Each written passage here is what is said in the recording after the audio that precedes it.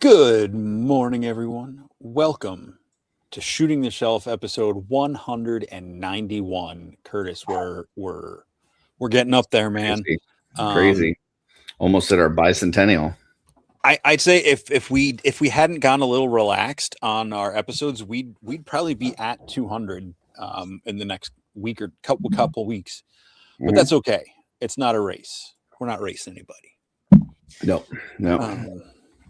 We saw how that worked for Hedgehog and Sonic, and I don't want to get into that business. Yeah, no. I mean, we don't need to go against video game characters. No. Yeah, No. that's dirty business. So Yeah. yeah. But hey, how are you doing tonight, Curtis? I'm doing much better now. I had a little bit of a rougher weekend. For anybody that caught Mod Squad on Saturday or Customizing Studio today, Darla had made a cape for a custom that I'm working on, a commission for Legion's Con, and I was trying to paint match the cape. And on Mod Squad on Saturday, I worked for almost 2 hours on it and couldn't get the paint match down. And all I was trying to paint was one hood. It's not like I'm trying to paint a whole figure in, just one hood. Worked on it for almost 2 hours, couldn't get it. Today I was doing the Customizing Studio, worked on it for about an hour and 15 minutes. It just was not working. And I got so mad that I just took an X-Acto knife and I cut the hood into a bunch of pieces and threw it away. I was so pissed. And then I pulled out a new one, threw some paint on my palette. I put a little bit of this color, a little bit of that color, a little bit of that, and almost immediately got the paint match like that. And it was all I had to do was destroy the first one and kind of clear my head, get all the negative energy out. And then I was good. But yeah, I spent 4 hours basically this weekend working on painting one hood. So I understand that pain. That reminds me of a story when I was in high school in youth group. We would do this thing called fine arts program where it was talent show is a rough way to put it, but you could do art or writing or short sermons or whatever turned it. Anyway, it was all this stuff. So I was doing a piece of artwork and there was a theme and you were supposed to incorporate. I spent hours doing this drawing. And when I went to do the faces, I couldn't get them right. And I took it and I just threw it on my bed and I just stabbed it with a pencil and just perforated the shit out of this piece. And then I went outside and it was February. I just went outside and laid in the driveway. It was 9 o'clock at night. And then I had an idea. I redrew it and I didn't put any of the faces in. Everybody who I knew, it was a photo of me and my friends, a big group of us. I made it I left it vaguely. I left the faces blank so anybody could read their face into it in the because it was a generic enough set of poses. Anyway, it led to better inspiration. So I know that feeling. Yeah, it was weird. I just kept pushing and kept pushing. It just wasn't working. And then somehow just by destroying it, by absolutely just cutting it up into pieces and throwing it away, I was able to clear all the mental blocks in my head. And yeah. And so as I was painting on Saturday, Kevin is now backstage on Legion's Ladies Live on Thursday as well as on Mod Squad, and so he will play certain audio clips and stuff. And when I got pissed off at the end because I had messed it up, he played a new audio clip that said "oopsie." I was both dying laughing and also calling him a motherfucker at the same time. So cut this hood into pieces. Yeah, this exactly. My last resort. So it was a little bit rough of a customizing weekend, but that's all right. We got through it. I've now got the paint match. It looks spot on perfect. I couldn't be happier. Good. So yeah, there you go. That's my weekend. What about you? How was your weekend? It was weird. It was crazy. It was busy. Went to a friend's Friday night, started watching The Pit. Swang by Uncle Bob's. Picked up you started watching it you have never watched it before, or I've never watched it. Okay. He's watched it. I went with him on a road trip last weekend down to Maryland. He was talking it up and I was like, that sounds cool. So when I went over, we were going to watch a movie and we couldn't pick something. I was like, oh, what about that show you were talking about? He's like, oh yeah, I'll watch that. So we watched the first 3 episodes. I really like it. I don't have HBO at the moment, so I can't watch it on my own, but Saturday we watched. Have you seen what is it? Alan Richson, the War Machine on Netflix? Have you seen that? Not yet. No. Darley and I watched that today. That was really, really good. So yeah, Nice. check that out. But anyway, just busy day yesterday and today. I spent some time I put in a new faucet on my sink, which was nice. So like adult customizing. I did. Well, I did. I was customizing. The faucet took forever to get here. I finally got it switched because it was leaking, and I was just like, I'm gonna just get one and replace it. I hadn't done that sort of stuff in like 20 years, so it was nice that I was able to. I mean, faucets aren't that hard, but still, it's adulting. Good job on adulting, Jesse. Yeah, thank you.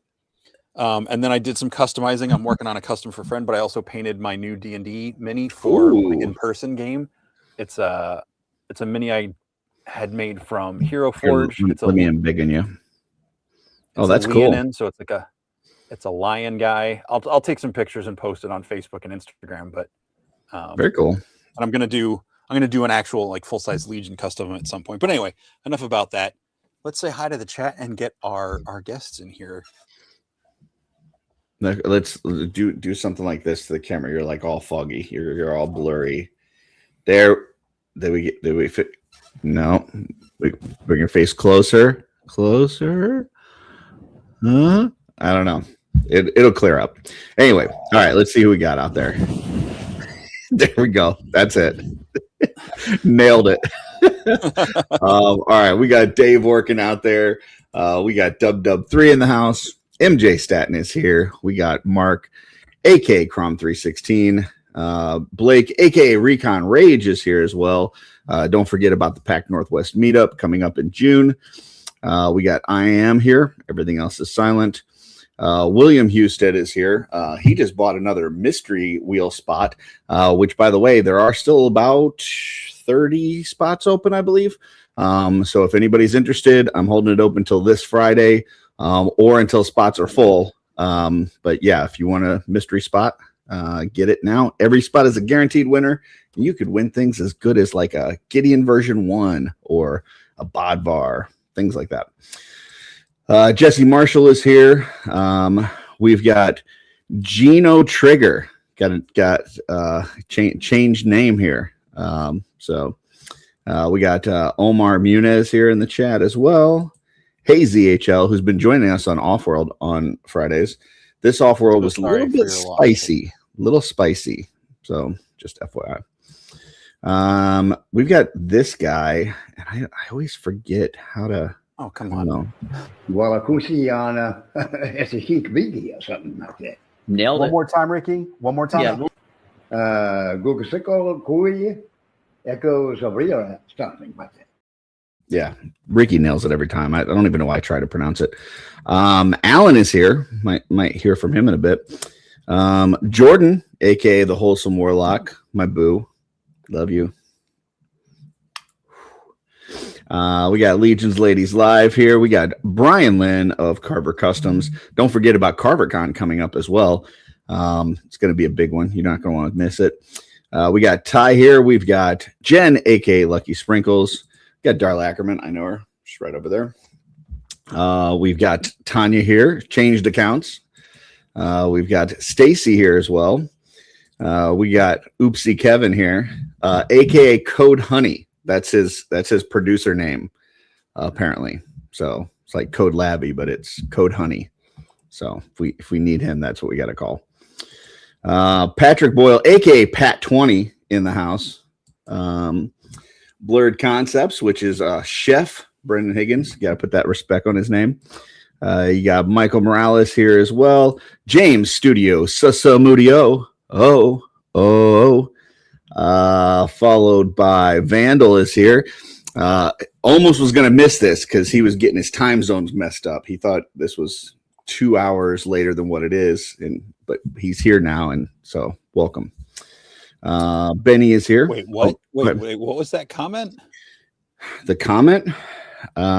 Yes, I was going to lose my shit about the hood that I was. You painting. were. Yeah, you were. Yeah. Okay. Yeah, and then I was like, I'm gonna do this. Was the rabbit still alive? When I pulled it out of my ass, yes.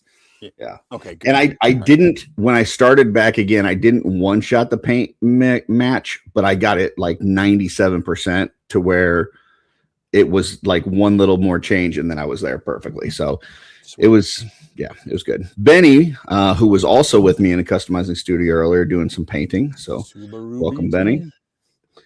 We got Ruma Medina here. We got Captain Firebeard Baker here as well. KB Toys, my favorite toy store as a kid. We got Steph in the house. Says hello, friends. Hello. Trevor, 1-6 shooter, says the pit is great. Tough to watch sometimes. So I mean, the first episode had like a degloved foot, and that's just a gross word to say. Yeah, I'm not sure what that means, and I don't know that I want to know. So when the skin comes off. Nope. Chris Sartori is here. We got the Amir. Amir Kaspar is in the house. I saw the other day he said one more shift. I don't know if he completed that shift or if it's still coming up, but either way, congratulations. Have fun with your retirement. I don't give a fuck. Should be awesome. His name was Mike. Fucking Mike. Yeah, sometimes it's Amir, but otherwise it is fucking Mike. So We love we got Ryan here as well. Kip Ash Blackburn is here, so welcome. We featured one of his things last week, and encourage people to go and follow his Instagram. We got Kirby here, Kevin Maboots, Santos is in the house, Shannon's here. Hey, it's my wife. It is his wife. I had to pull him on just for that. Darla's laughing. Mark Rivera is here. We got Rob, El Spooky Zorro, Twizzler 19, Cincy John is here, and Plastic Platorium. I think that's everybody. So, all right. Hey, listen, you can change your name anytime you want. Till then, you're Vandal. So. All right. I think that's everybody. We have a very fun show tonight, though, Jesse, because, the song says, bring a friend or two.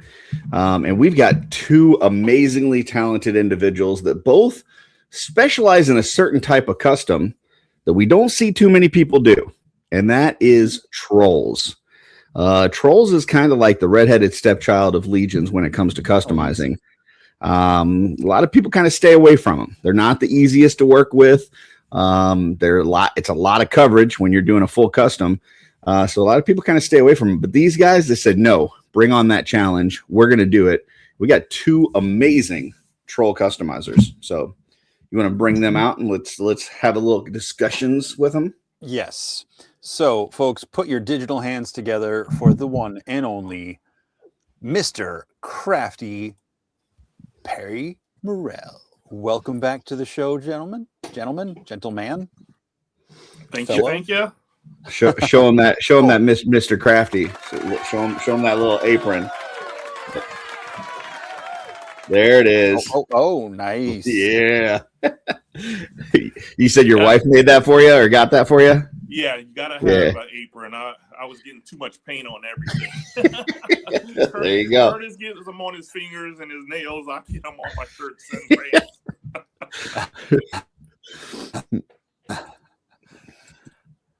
pants. And up next, join us. I believe this is his second or third time on the show. Am I delayed again? At least second, might be third. Yeah, it's a regular. All right, so folks, put again your digital hands together for the one and only Allan Hobbs. Hi, everybody. I wonder if every time Allan pops on a show, if Shannon goes, "That's my husband." That would be great. I had no idea you were going to do that. I'm backstage. No way. I happened to say it. My back wasn't even to the camera. Timing. I had no idea. So I know you so well that I know you can't hear her name without saying it. So I immediately pulled you up on screen. I'm just happy to hear it every time. Well, excited to talk to you guys today. I know you guys both do some awesome work with trolls. I've got a bunch of your pictures loaded up into the slideshow. But before we talk about trolls, we've got to get into our first segment, which is shelf selections.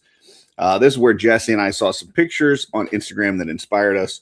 So we're going to talk about those first. So First one is one of mine, and this is band. Oh, go ahead. I was gonna say, did you read how to pronounce it? No, I did not. Okay, it's Bandolero. Oh, okay. You just inverted the 3 because the E version was taken already.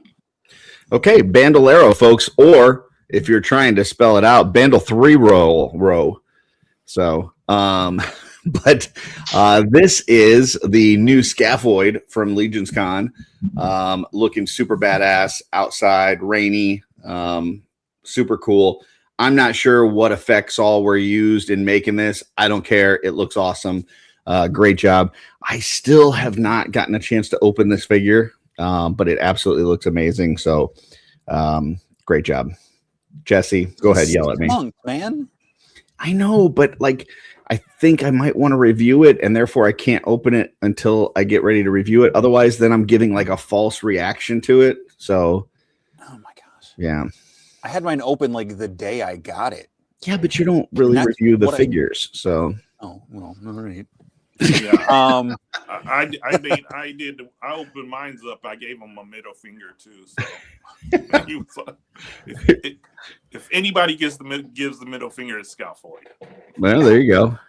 As far as the picture goes, though, I absolutely love it. I love that the color, that bright green on that dark gray and blue background in the rain is a really fun. It's a really fun look for this.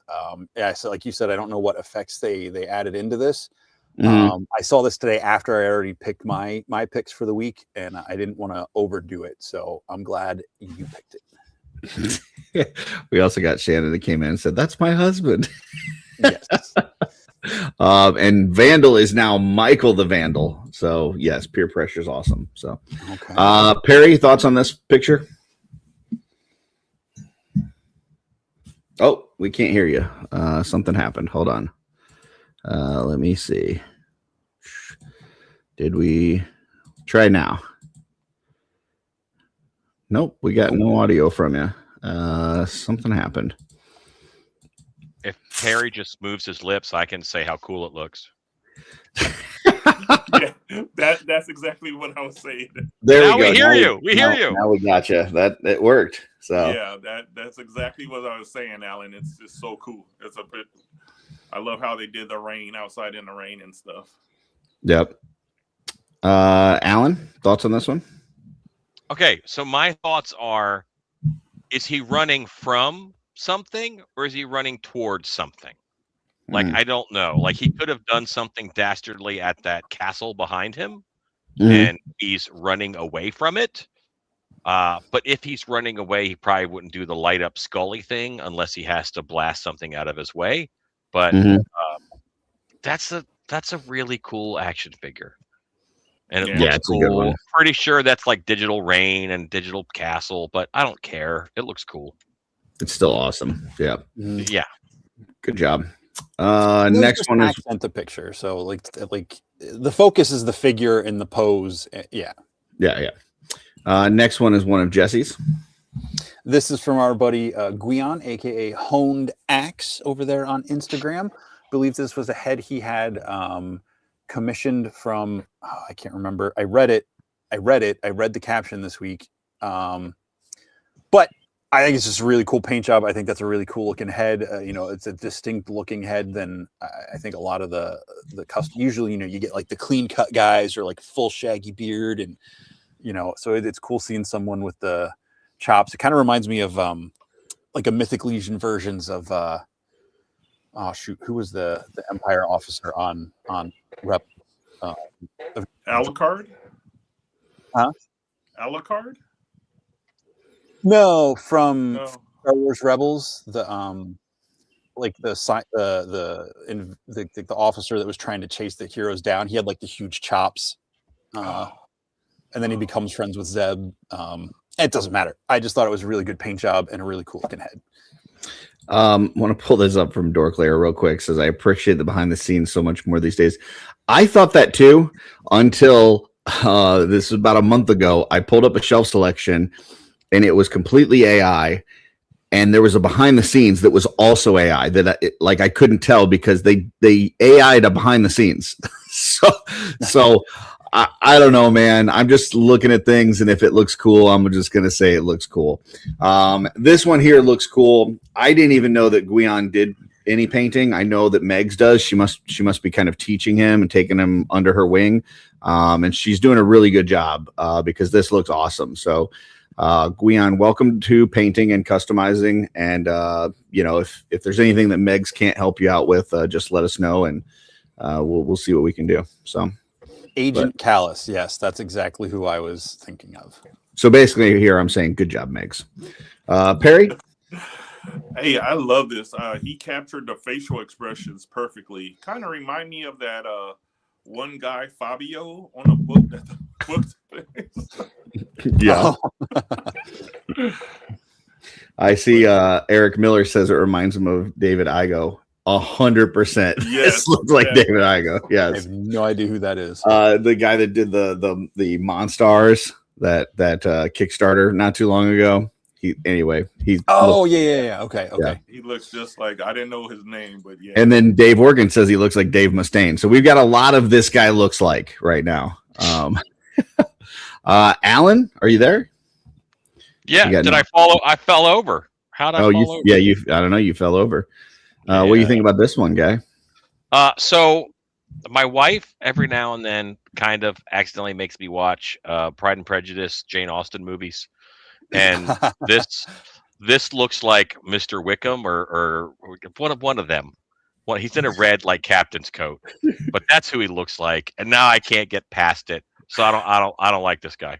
So I'm laughing because Darla does the same thing, and we're watching Succession right now on HBO.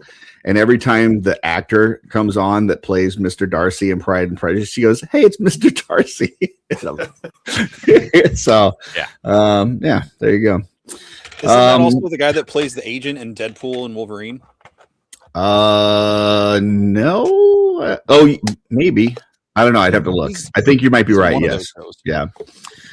This is one of mine, and this is Matt P _ Ainting, which I believe is Matt Painting, but it's Matt with a lot of T's and then a P and then an _ Ainting. And this is working on some miniatures, and this thing looks amazing. I love the gradients. I love the transition of colors here. It's absolutely beautiful. He had another picture that was even like a closer look at like the eye and stuff that looked awesome. So this was a new one for me. I had not seen this account before. I immediately followed it because this is really super talented work. So I'm going to jump down to Allan. Allan? First off, I want to set some expectations for my work that you're going to see coming up. That will not look like this. I'm like, Beastman red, like that's how I paint. But this is actually like skill and craft, and it makes me angry because this is all right. Yeah, it's great, obviously. Now, here's what would suck though. Like, can you imagine just buying that head and like, well, what do I do with the body? You know, then you have to paint the body to match the head. Give it up. Yeah. Put it on something with all armor. Send it to Matt Painting and say, fix this. Yeah, you wouldn't want to do this and then have to paint a whole troll body to match. That would be bad. Yeah. Yes. Perry, thoughts on this one? This is really cool. I love how he does the transitions into the paint colors. It's almost like he does like a wet paint. It doesn't dry all the way, and you go ahead and add the color and stuff. I love this actually. If you look at the green part of the top of that horn, it looks like there's a water light on it. Like he painted that on purpose. I mean, some of these I get like transitioning like a purple into kind of a pinkish purple. Okay, I get that. No problem. But he's got like a green and pink transitioning into a bright orange, and I don't know how the hell you do that. I'm not sure. I'm not sure how you like. Those are so wildly different that I'm not sure how you do that. But it looks great. And So- both Maybe they sides just work. dipped the horns into like pasta sauce. Yeah, I'm sure that's what he did. Yeah, he just dropped it in his spaghetti. But then there's like that water texture painted on. Mhm. I feel bad because Matt's going to end up with carpal tunnel with painting that kind of detail all the time. Jesse? This is absolutely gorgeous. I'm getting like anxiety just looking at like the tendrils coming out of the nose or the beak there. Like I know painting that I would have broken both of those off. But yeah, this is phenomenal paint work on this head, and just an awesome sculpt too. That's what I would do with this. I would paint it and get it to the point where I was happy with it, and then all of a sudden I would fumble it and drop it, and a tooth would break off or the tendril would break off. And it's like you can glue it back on, but it's never going to be the same. Yeah. Yeah. So, Trevor says he probably broke the first one and then nailed it. That's call back to my problems earlier. Okay. Next one is one of Jesse's. Surprise, surprise. Jesse picked a dinosaur picture. This is Toy Mirth, a really, really great page. This is the new Beast of the Mesozoic, right? Yeah, that's the line, right? Mm-hmm. From Creative Beast Studios. Mm-hmm. Their new Stegosaurus with the Jurassic World Spinosaurus. And I just really love this picture because Stegosaurus is my favorite dinosaur. And they recently found pictures skeletons / fossils rather, where the tail spike was like still embedded in like the neck or something of, I think it was a T-Rex or something, or some other maybe it wasn't a T-Rex, some other predator. And yeah, I just thought this is really cool, and I really want to get that Stegosaurus. And it's in nature, cool. Water, you know. Yeah, it looks really cool. I've not really seen any of these up close. I know they've got that one like purplish dragon looking thing that I think is fantastic, and I keep wanting to buy it and tell myself that I shouldn't. But yeah, this looks amazing. Great shot in the water. I love that you got that like splashing action and stuff. This looks awesome. Great job, Perry. I love the tribal colors. It looks like it really pops off the screen. I love this. And these will make some cool mounts. That's what I'm thinking. I'm like, oh, I got to get some of these so I can make a mount for my figures. Allan, you want to put these with your Motu characters? No, because they would make my Motu characters look like a bag of dog food. Like, I like Motu Origins, and anything that's too detailed can't be on the same shelf. What I get from this picture is the Stegosaurus. Let's just say if I was a herbivore and I was in the age of dinosaurs, I would be mad that I had such bright colors. Mm-hmm. And can you imagine trying to hide looking like that Stegosaurus? He would just stand right out. Right. What's that thing gonna hide behind? Yeah. Well, nothing with those colors. Well, I mean, even if it had colors to blend in. But he could look like a bush or something if he was bush colored. Yeah. I think it just like it would make me, if I'm one of the other dinosaurs, like when I looked at it, I would think of Dinner because he's got all those plates on his back. And I'd be like, I don't want to be like an animal eating, just off the ground and stuff. Like I want a nice dinner plate, and he's got a whole bunch of them. So he almost has like a poison tree frog look. Maybe they know something we don't, and they're poisonous. Yeah. He's so brightly colored. Stay away. They could tell the colors of these dinosaurs from the bones. So, yeah. Really? No, they can't. I was like, you don't know me. Next is this is one of Darla's picks. So this is a Darla shelf selection. She had shown me this. It was from a video that Mr. C put out, who will be at CarberCon coming up. And he had put the light in here was one of the Carver custom torches, and then did a little like burn effect above the, where the torch is, which I think looks just really cool. So it's a small little piece. She thought it was really cool. She sent it to me. I was like, yes, it is really cool. And boom, that's a shelf selection. So Allan? This is something I get to make large sets Like I make sets all the time that are big and full size. And this is something that I do all the time. When you have a torch, you have that fire source, you spray paint black up, and that makes that soot look. So yeah, this is a miniature version of a haunted house trick, and it looks great. Perry?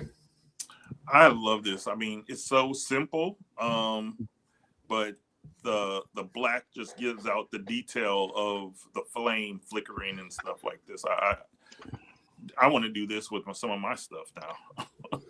Yeah, it doesn't have that like super clean look. Like it makes it look more real. So right. Jesse?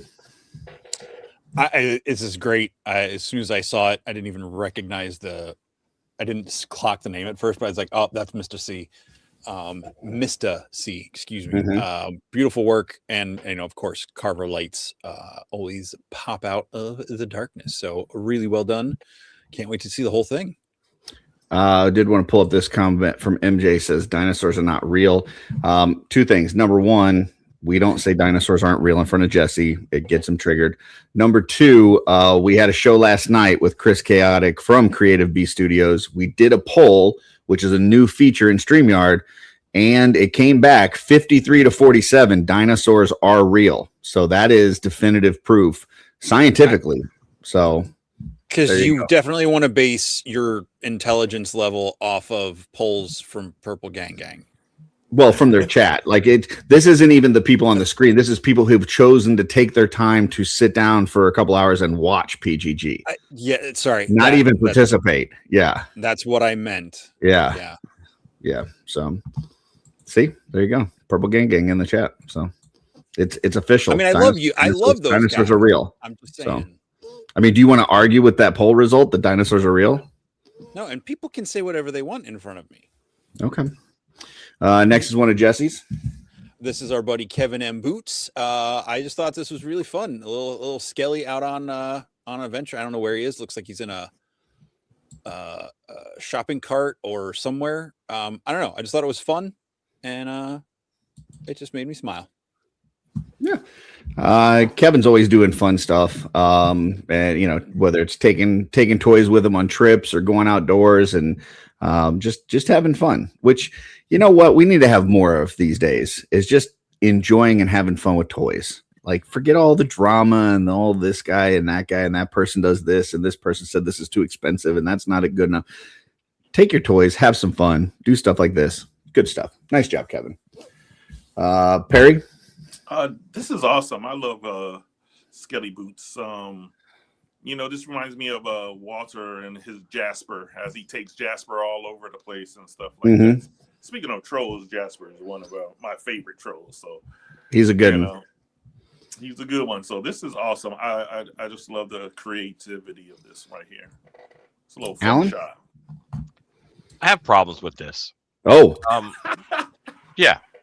So the problem that I have is how cold does the skeleton have to get to have to wear a hoodie? Like is he just like trying to warm his core? And then why not socks? I would imagine the extremities would be colder. I did just hear from Darla from across the room saying that maybe he's just trying to be stylish. So it's a possibility. He's just trying to blend in, Mr. No Pants skeleton. It's disguise. He's totally Donald Ducking it up there sitting on that box. Donald Duck, Winnie the Pooh, Porky Pig. I mean, so many. Yeah, maybe he watches a lot of cartoons, and that's how he thinks people dress. So, but what this does, it does remind me. You taught me, Curtis, by accident because I just listened too much. You say some things are good pocket figures. And like right now, like my favorite pocket figures are these Mighty Masters, which you got on the way to St. Louis. I did. I got one on the way to. Well, now I have like 9 of them, but this one you were very happy when you got that. I saw the video. I customized this into a red Beast Man, but yeah, a little pocket figure, and that very posable skeleton would make a nice pocket figure. Mythic Legion's got a little imp scale figure called Burris coming. I think that'll be a good pocket figure. So, people want to have fun with me in their pocket. So, Never putting a Burris in my pocket. Is that in your pocket? Alone. Next is one of mine. This is our good friend Faisal. A little black and white shot outdoors. This thing's awesome. I love the vibe of this.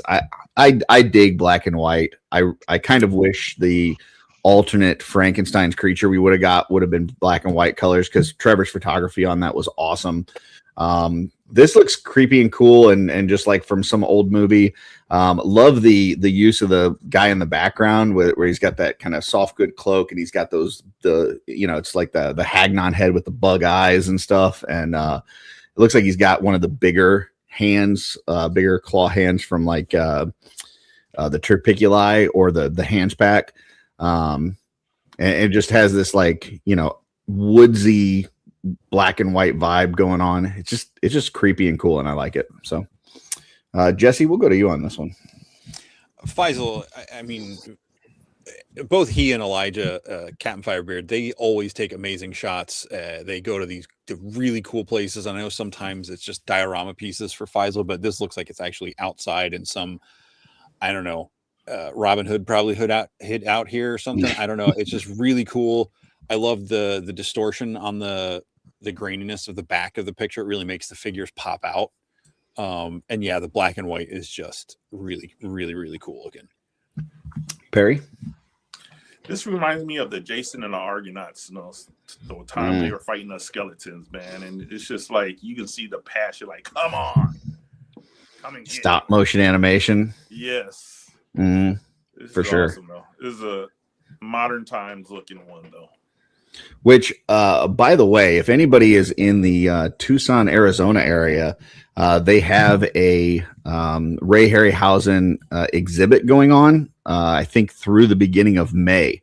So if you're in that area, I would highly advise stopping by there. They've got a bunch of his old, like the models from Jason and the Argonauts, from Clash of the Titans, from a bunch of those where you can see like the actual models that were in the films. So just a little call out there. Allan? So if you recall, the first one was a skeletal figure, and then this is skeletal figures. And what I have learned is that these guys, they were definitely hunting something. They're not fleeing.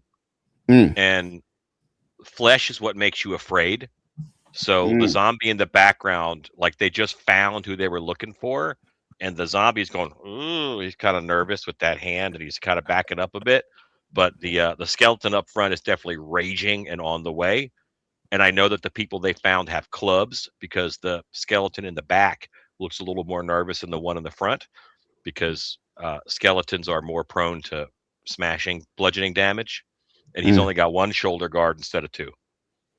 Yeah, I also think that the skeleton that we saw from Kevin Boots' photo used to be with these guys, but he was like, I really don't want to go out hunting people right now. I would rather go to the mall. He's a pacifist. And so he threw on a sweatshirt, went to the mall, hung out, had fun. So that's what I think. Isn't that him right there in the hoodie before all his flesh completely melted off? Could be. We don't know. We don't have those numbers. So next is one of Jesse's. This is Black Pear Studios. And this is the Funko Pop from Wild Robot, and I absolutely adore that movie, and I really like this pop set. You can't see it, well, at least on my screen, you can't really see it, but the little goose is on the robot's shoulder, on Roz's shoulder there, and everything. So I don't know, it's nature shot. It's simple, it's clean, and it just makes me happy. Allan? This gives me a feeling of Sonder. Because it's very clear that I keep hitting my camera. That's what it is. It's very clear that he's pondering some choices. He's got some big decisions to make, this little robot. And he's just realizing how big the world is around him and his place in it. And any image that makes you think, I think, is good. So yeah, I like it. Perry? I freaking love how Allan breaks down these pictures, man, because, dude, I felt that passion in there. And he's just out there just finding his way. I love the lighting, though. The lighting in the background and in the foreground, it's really cool. This is I would put this on my wall. Shoot. I've never heard of Wild Robot. I have no idea what it is. I will say this is cute as heck, though. This is adorable. Like, I want to buy this, and I have no idea what it is. Which is the greatest compliment we can give to a toy photographer. Is it makes you want to buy something that you don't know what it is. So, right. I would highly recommend to everybody that likes feel good, like animated family movies to watch this movie. It is it's on my top 13. It's on HBO Max, so it's so Jesse really can't watch it. I'm gonna give Jesse my password after this is over. I don't need HBO to watch it because I have it right here. There you go. Well, I just added it to my list, and I will be checking it out. So thank you very much. Next is one of mine. This is another Instagram that I just found today, and holy shit! Like, this is a painter overseas, Yoko Painter, and it doesn't look like the Instagram has been around for too long. I think there's like maybe like 30 posts or something. But holy cow, if this isn't the most realistic paint job I've ever seen. Like, this is crazy good. Like almost too good where it's like creepy how good it is. Right. But yeah, just a fantastic work. Like that, I don't even know. This is like some sort of magic. So yeah. Allan, is this similar to what we're going to see from your trolls in a little bit? Did you bring me here just to make me feel bad about my painting? Is that why you had me on today? Like, I'm going to bring Allan because he paints like he's painting everything with a potato. That's yeah. So that's a little person. This is clearly AI. Yeah. And they have just made a little person's head, and the AI is the fingers. Or I could tell it's AI because there's too many fingers, or there's not enough fingers. That's what I'm going to say. Okay. It's amazing. That's amazing. It's awesome. Perry? I don't know what to say about this. This is creepy, kind of. It's like, it's so good. It's creepy. Like, he's looking at me, and I'm like, dude, what the fuck you looking at? You know, like, you better, watch out now. And he looks disappointed in me. Like he's judging my paint. Oh, this is a next level. This is, I don't know. This is awesome though. The shading and the lips, and man, this is really good. And Jesse, I'm distracted by the fingernails at the moment. But the paint work, the sculpt work is phenomenal. I agree with like the comment about like it's too real. Like that's why I never wanted to get a Hot Toys that just looked like an actor or an actress. Like I like the ones that are a little more on the cartoony side, or someone who's an alien or something that like this is just not uncanny valley, but like just literally uncanny. I mean, that's Will Smith, right? Giovanni paints like this, and then it's just so realistic. Mm-hmm. I'm going to say it looks like they really phoned it in on those collarbones and the neck. Like when you look at the face and like what's happening on the face, they really phoned it in on the neck. I think you're reaching at this point, Allan. I know. Like that's how I don't know. All right, this is one of Jesse's. Hold on, Curtis. Okay. Like they use Diddy's baby oil a lot on this one too. Oh, I mean, this is. I believe this is Lamar Odom, is a basketball player, and so he's going to be playing. He's going to be sweaty. So okay. Yeah, he's gonna have some glistening. Jesse. All right, so this is from Megatron. Nope, I'm not even going to say it. You can read it right there. Boltanishian. Sure. I'm not sure what the bear is, but having Neve, I mean, she's become one of my favorite figures now that I have her in hand. I absolutely love that figure. I think it's so cool, and seeing this like snow diorama and whatever this bear figure is in the background is just a cool like she's getting ready to go give someone or multiple someone's a very bad day. So I saw this first thing when I saw this, I immediately thought about New to Mythics this morning because I heard something on there that absolutely blew me away. Schmerber, we all know Schmerber, said that he still has not opened Nieve yet. And if you would have had me bet on the top 2 fastest people to open Nieve as soon as they got it, I would have said Jesse number 1, Schmerber number 2.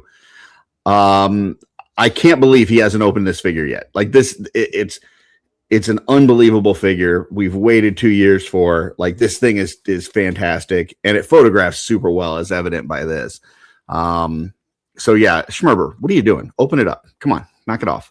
But as far as this picture goes, looks great. Nice job. Love the kind of the walking pose. Yeah, she's amazing. Perry? This reminds me of the RPG game that's about to come out, you know, with the companions walking together and going out on a, you know, hunt together and stuff like that. This is awesome. I love that. I don't know where that figure came from, but she's awesome. So that's all that matters. Dave says Steph hasn't opened up hers either. Come on, let's get on the ball, people. Come on.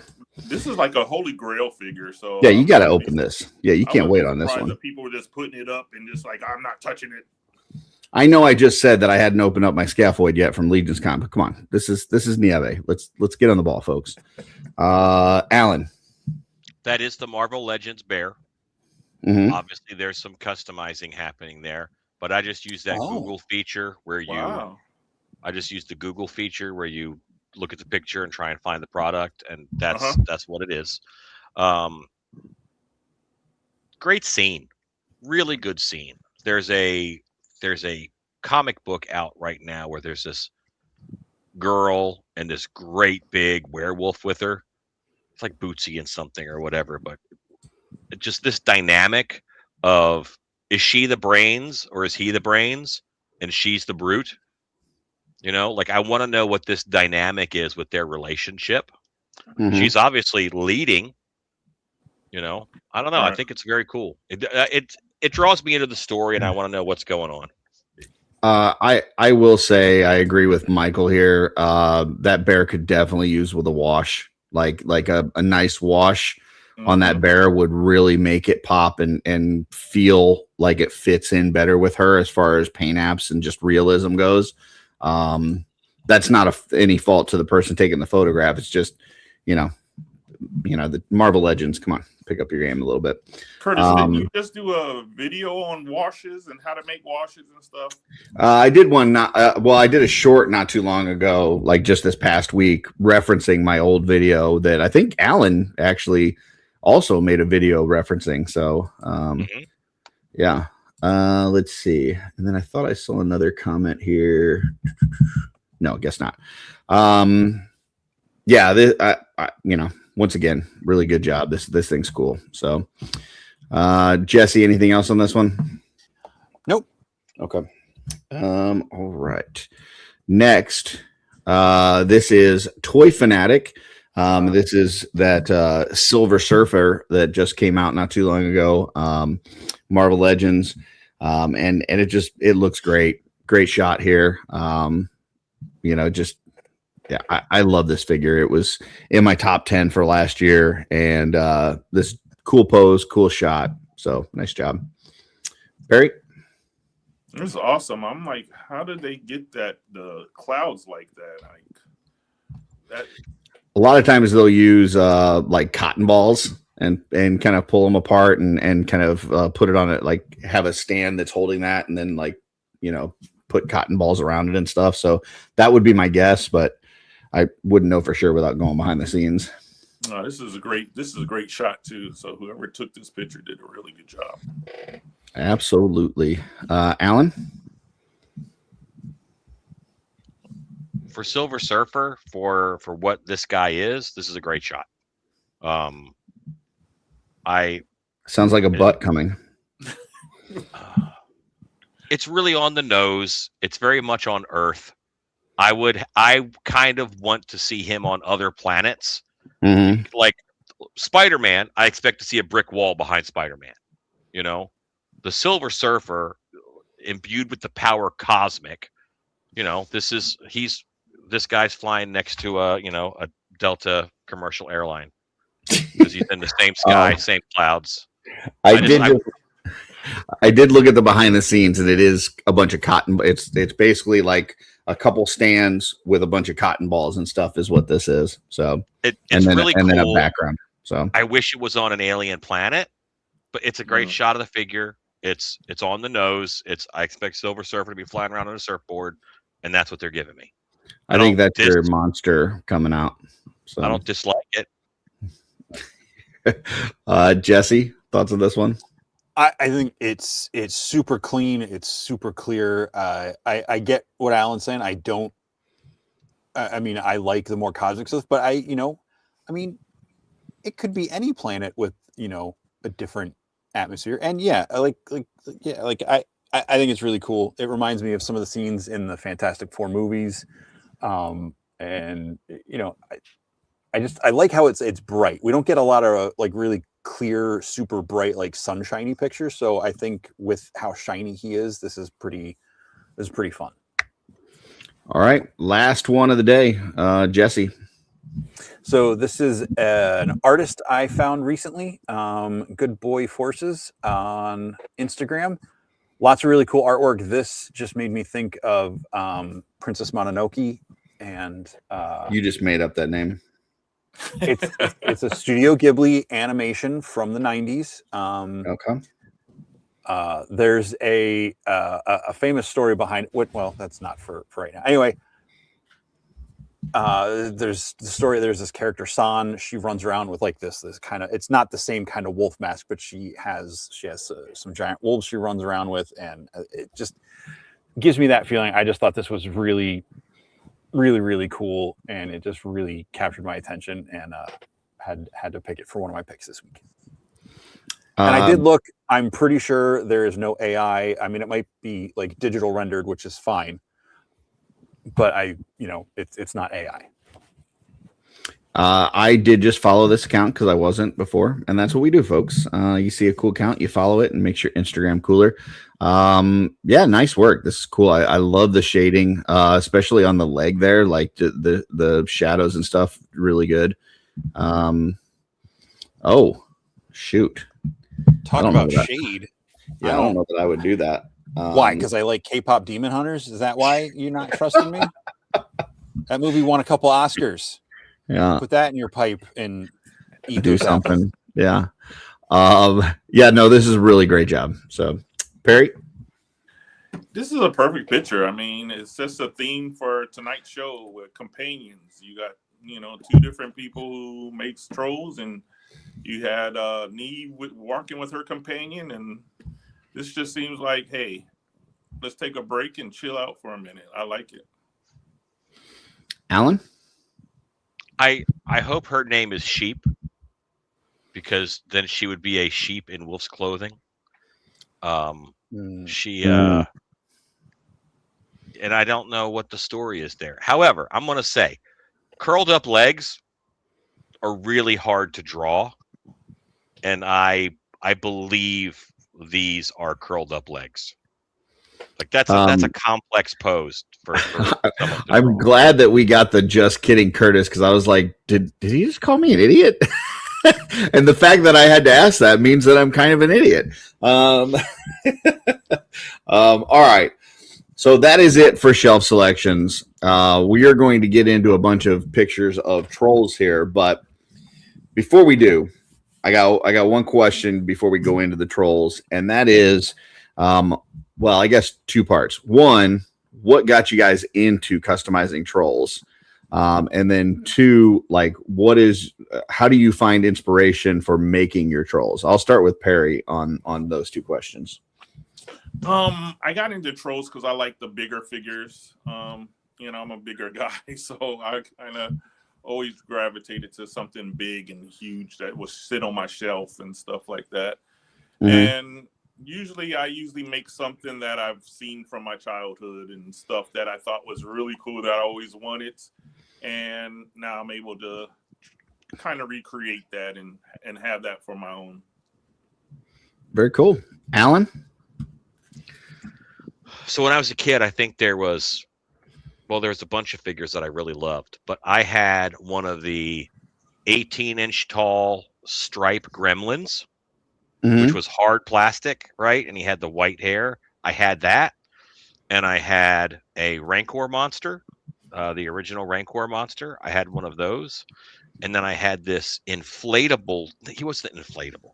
His name was Crusher, and he had an orange belt, and he had like a valve, and you would pull out the valve, and you would crush him down, and then push the valve back in, and then when you wanted him to go, "Whoa," you pulled the valve out, and he filled back up with air, and he reinflated. And those bigger scale toys, when I was a kid, they were some of my favorites because I could pretend like that was a little buddy or a person or an animal or whatever it was. And I think that it's the same with the trolls, because they're of a size that you can kind of hang on to them and hold them, and they bring me a lot of joy. And the little figures do too, but the big ones, you know, they have enough precedence. And I think that there's a certain amount of creative gravity that projects have, where the bigger they are, the more creative gravity that they get from me a little bit. I mean, I'm making a giant Snake Mountain. I like working on, you know, trolls. And what's that big body you got next to you there on the rack? Like this right there. Yeah. So this is some kind of a wrestling figure that's it's the same material as the trolls. And I'm going to make a 3-headed troll out of this guy. Nice. Okay. He's got some interesting articulation. He's got here. He even has like an ab crunch. You know, no ball shoulders, but I thought this was really cool. And these on eBay are like $30, whereas I'm spending about $130 on a troll. So doing a few things like this will make me better when I do work on trolls.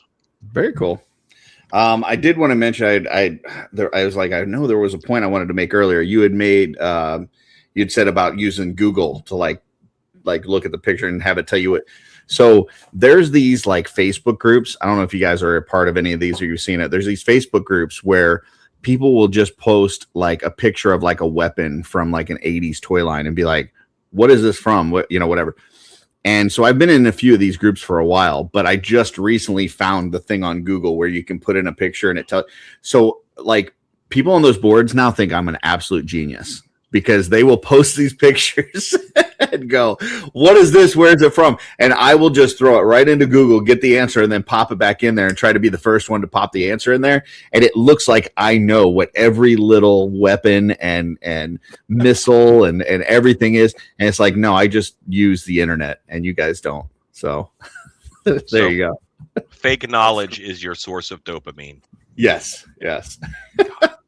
All right, let's take a look at some trolls, and I think we are starting with some of Perry's, and we're starting with some of your older ones, and then we're going to move into some that are actually like available for people right now, right, Perry? Correct. Yes. Okay. Yes. Before we do, it looks like Allan's got his hand up. I have a question, Perry. How long have you been doing trolls? I have been doing trolls since 2021. You are the master. I am very new to this. Your work is amazing. I'm honored to be on the same show with you. I just wanted to get that out there. Carry on. To answer Steph, no, I did not just discover reverse image shirts. I've been using that for a while, but I just discovered the thing on Google where there's actually like a camera thing on there and you can do it like super quick. So it's a lot faster than what reverse image searches used to be. So there you go. So I just discovered the Google part of it, I guess. Is that an app, Curtis? Or no, just if you go to Chrome, like on the search bar, like right at the end, there's like a little camera thing. And if you click on that, you can throw in a picture and it'll just right away. Yeah, Google. There, Michael put it, Google Lens. So awesome. Okay, cool. Yeah. So, all right. So yeah, tell us a little bit about these guys and kind of what went into making these, Perry. So with me, the hardest thing is coming up with the paint color. I always want to do something different. I don't want to do something the same all the time. So Once I get the color down, it just takes precedence of what I do. This head was going around all over the place. I believe Brian C? Yeah. Yeah, Brian C did this head. And the dragon head? Yeah, he did this dragon head, and his had wings on it and stuff. And I wanted to do something similar. I love the idea, and I used the Dragon Man, Dragil Man from okay. Marvel. Yeah, the wings. I used his wings for this one, and I loved how it came out. Yeah, because I think the one that Brian did, he actually used wings from like a Halloween costume or something. It was huge. Yeah. It was nice. Yeah. His was really nice. I work with him a lot. We share ideas and stuff like that, and he's like one of my go-to guys if I need something. But this actually, the blue one was the first troll I ever sold. So. Oh, nice. Yeah. And then the one on the right.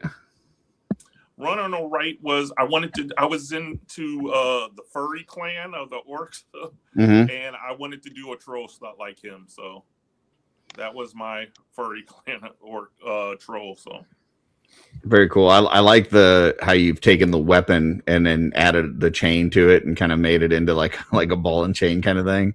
Yes. Yeah. That was is that one of Motu. The? Sorry, that was off of Motu.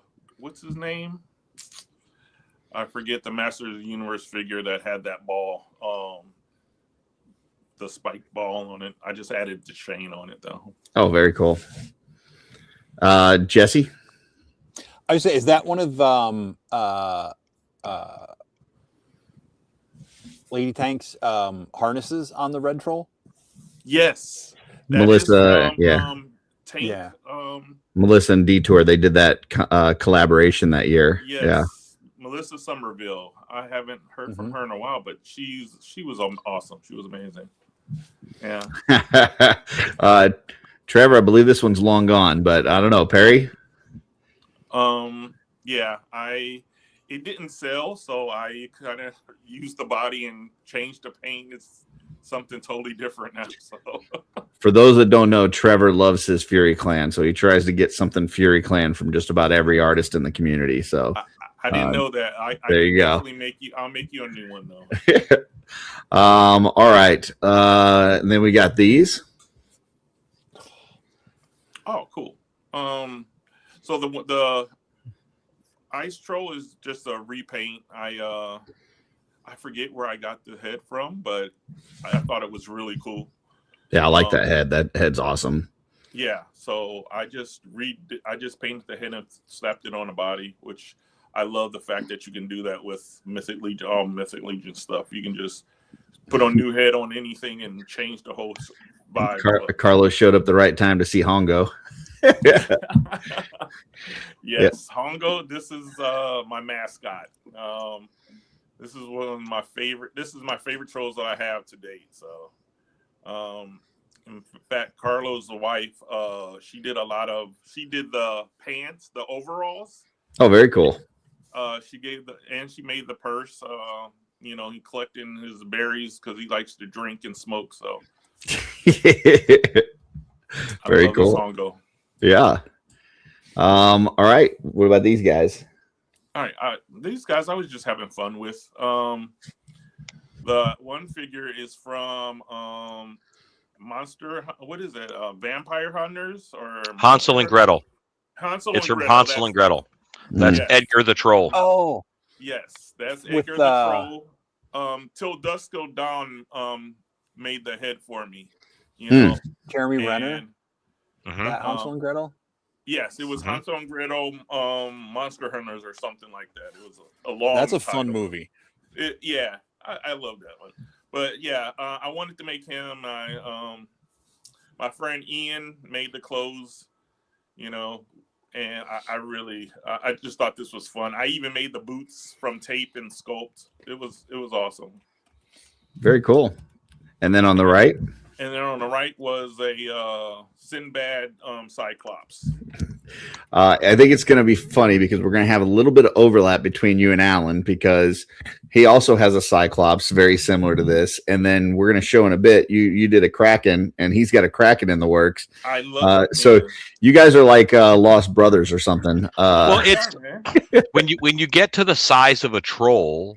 And then you think about them in a 1/12 world. There's only so many things that it like already fits.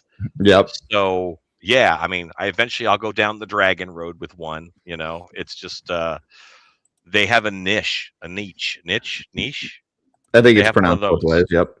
Yeah, they have one of those. Speaking of the Kraken, this was a big project. So tell us a little bit about how all this came together, Perry. Man, I really wanted to make one of my favorite movies growing up was Clash of the Titans. Hell yeah!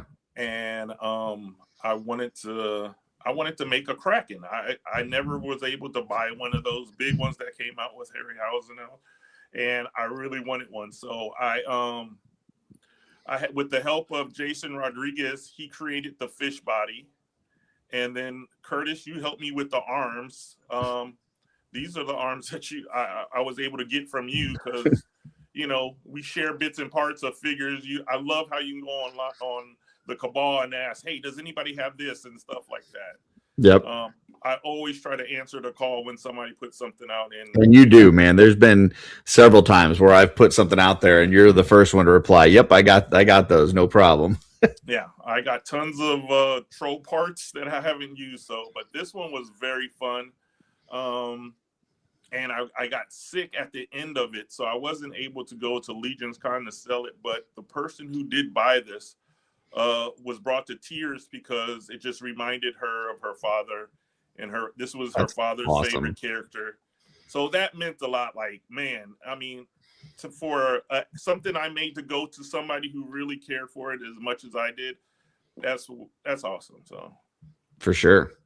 And once again, if you want to see the actual Kraken from Clash of the Titans, Tucson, Arizona, go to that Ray Harryhausen exhibit.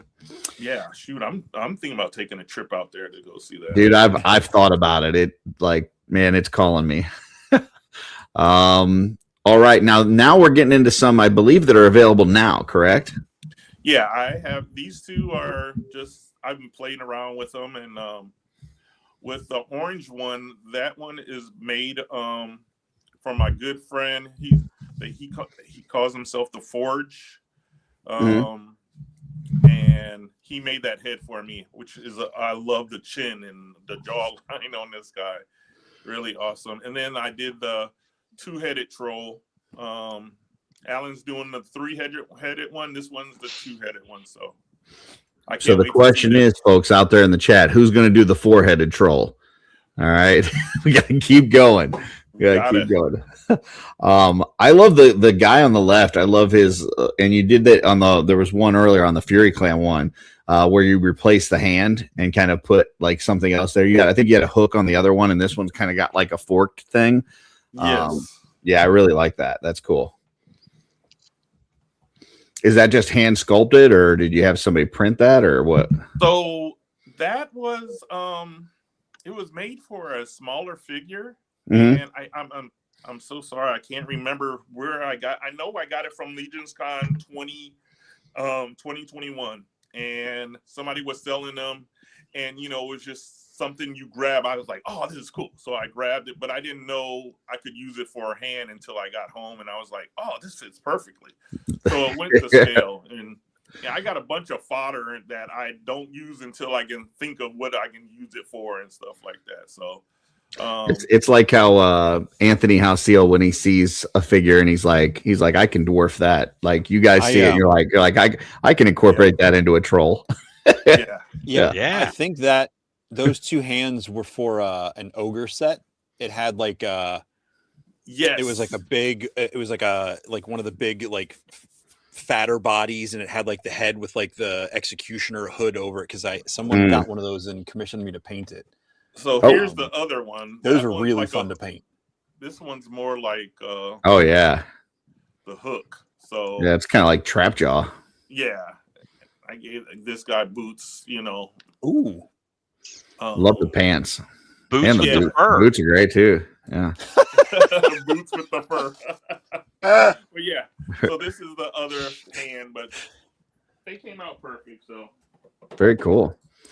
And then, well, and there he is there. there he is. So that these two are available as well. So yeah, tell us about these. I gave him a big belly. I just wanted to work on changing him and making what was that one figure that just came out? They just redid the Ganesha? figure. Yes. So I wanted to, go with the orcs and have a troll that goes with the orcs and stuff like that. So I gave him a big belly, put on some boots and some pants and a cape, and I love this figure. I love how he came out.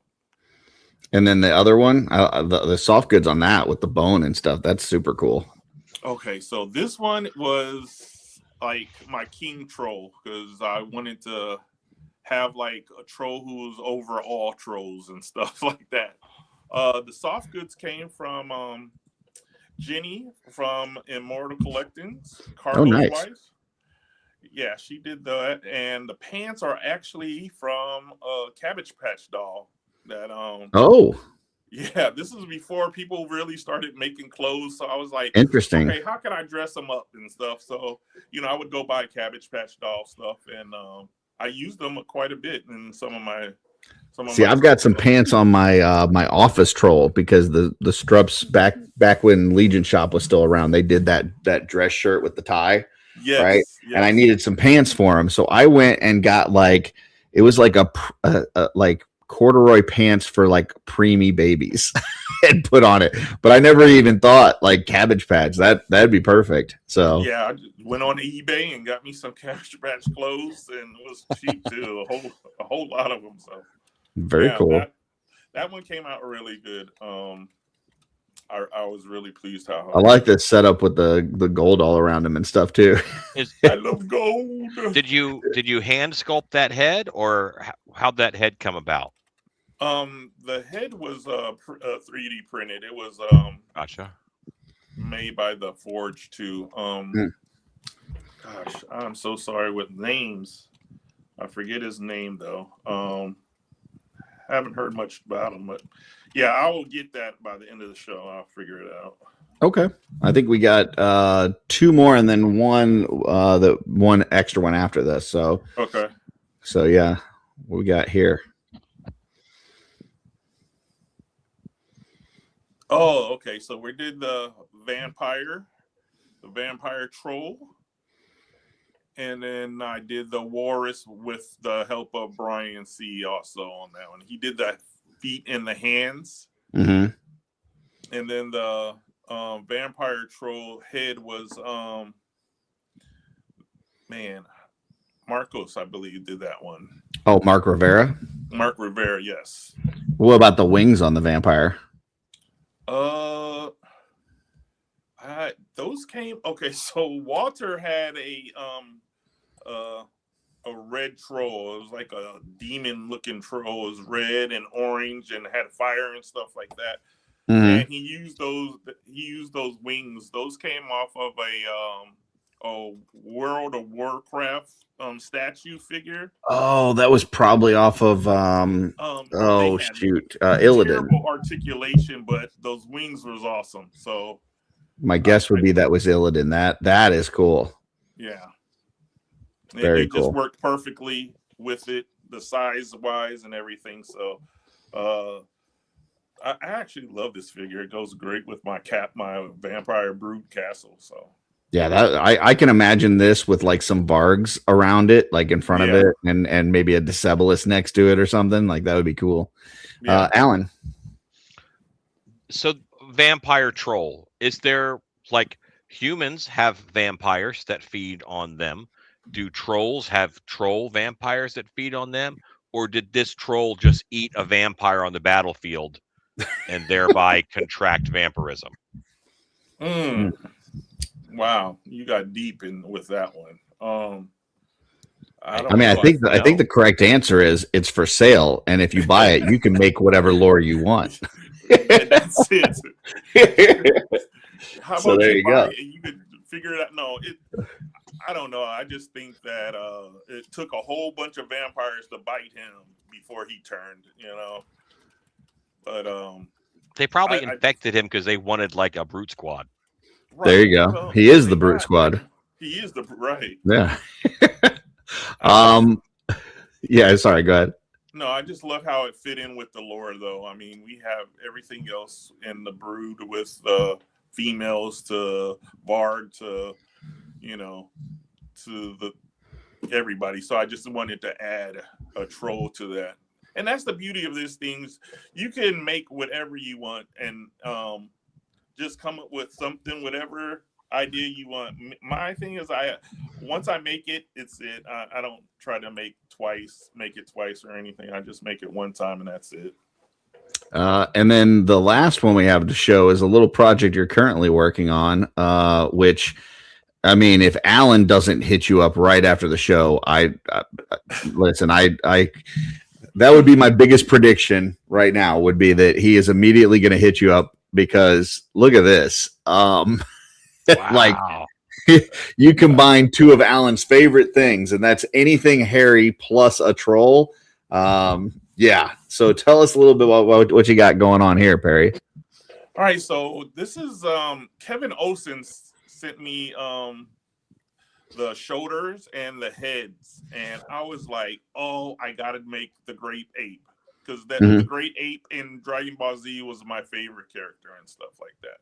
But I wanted to do something different, so I called up Keon Farley and I asked him, hey, can you make me a monkey suit with a troll? And he was like, sure, let's try it. And it came out perfect. He added the tail. He just sewed everything into where it doesn't come off. It's on there.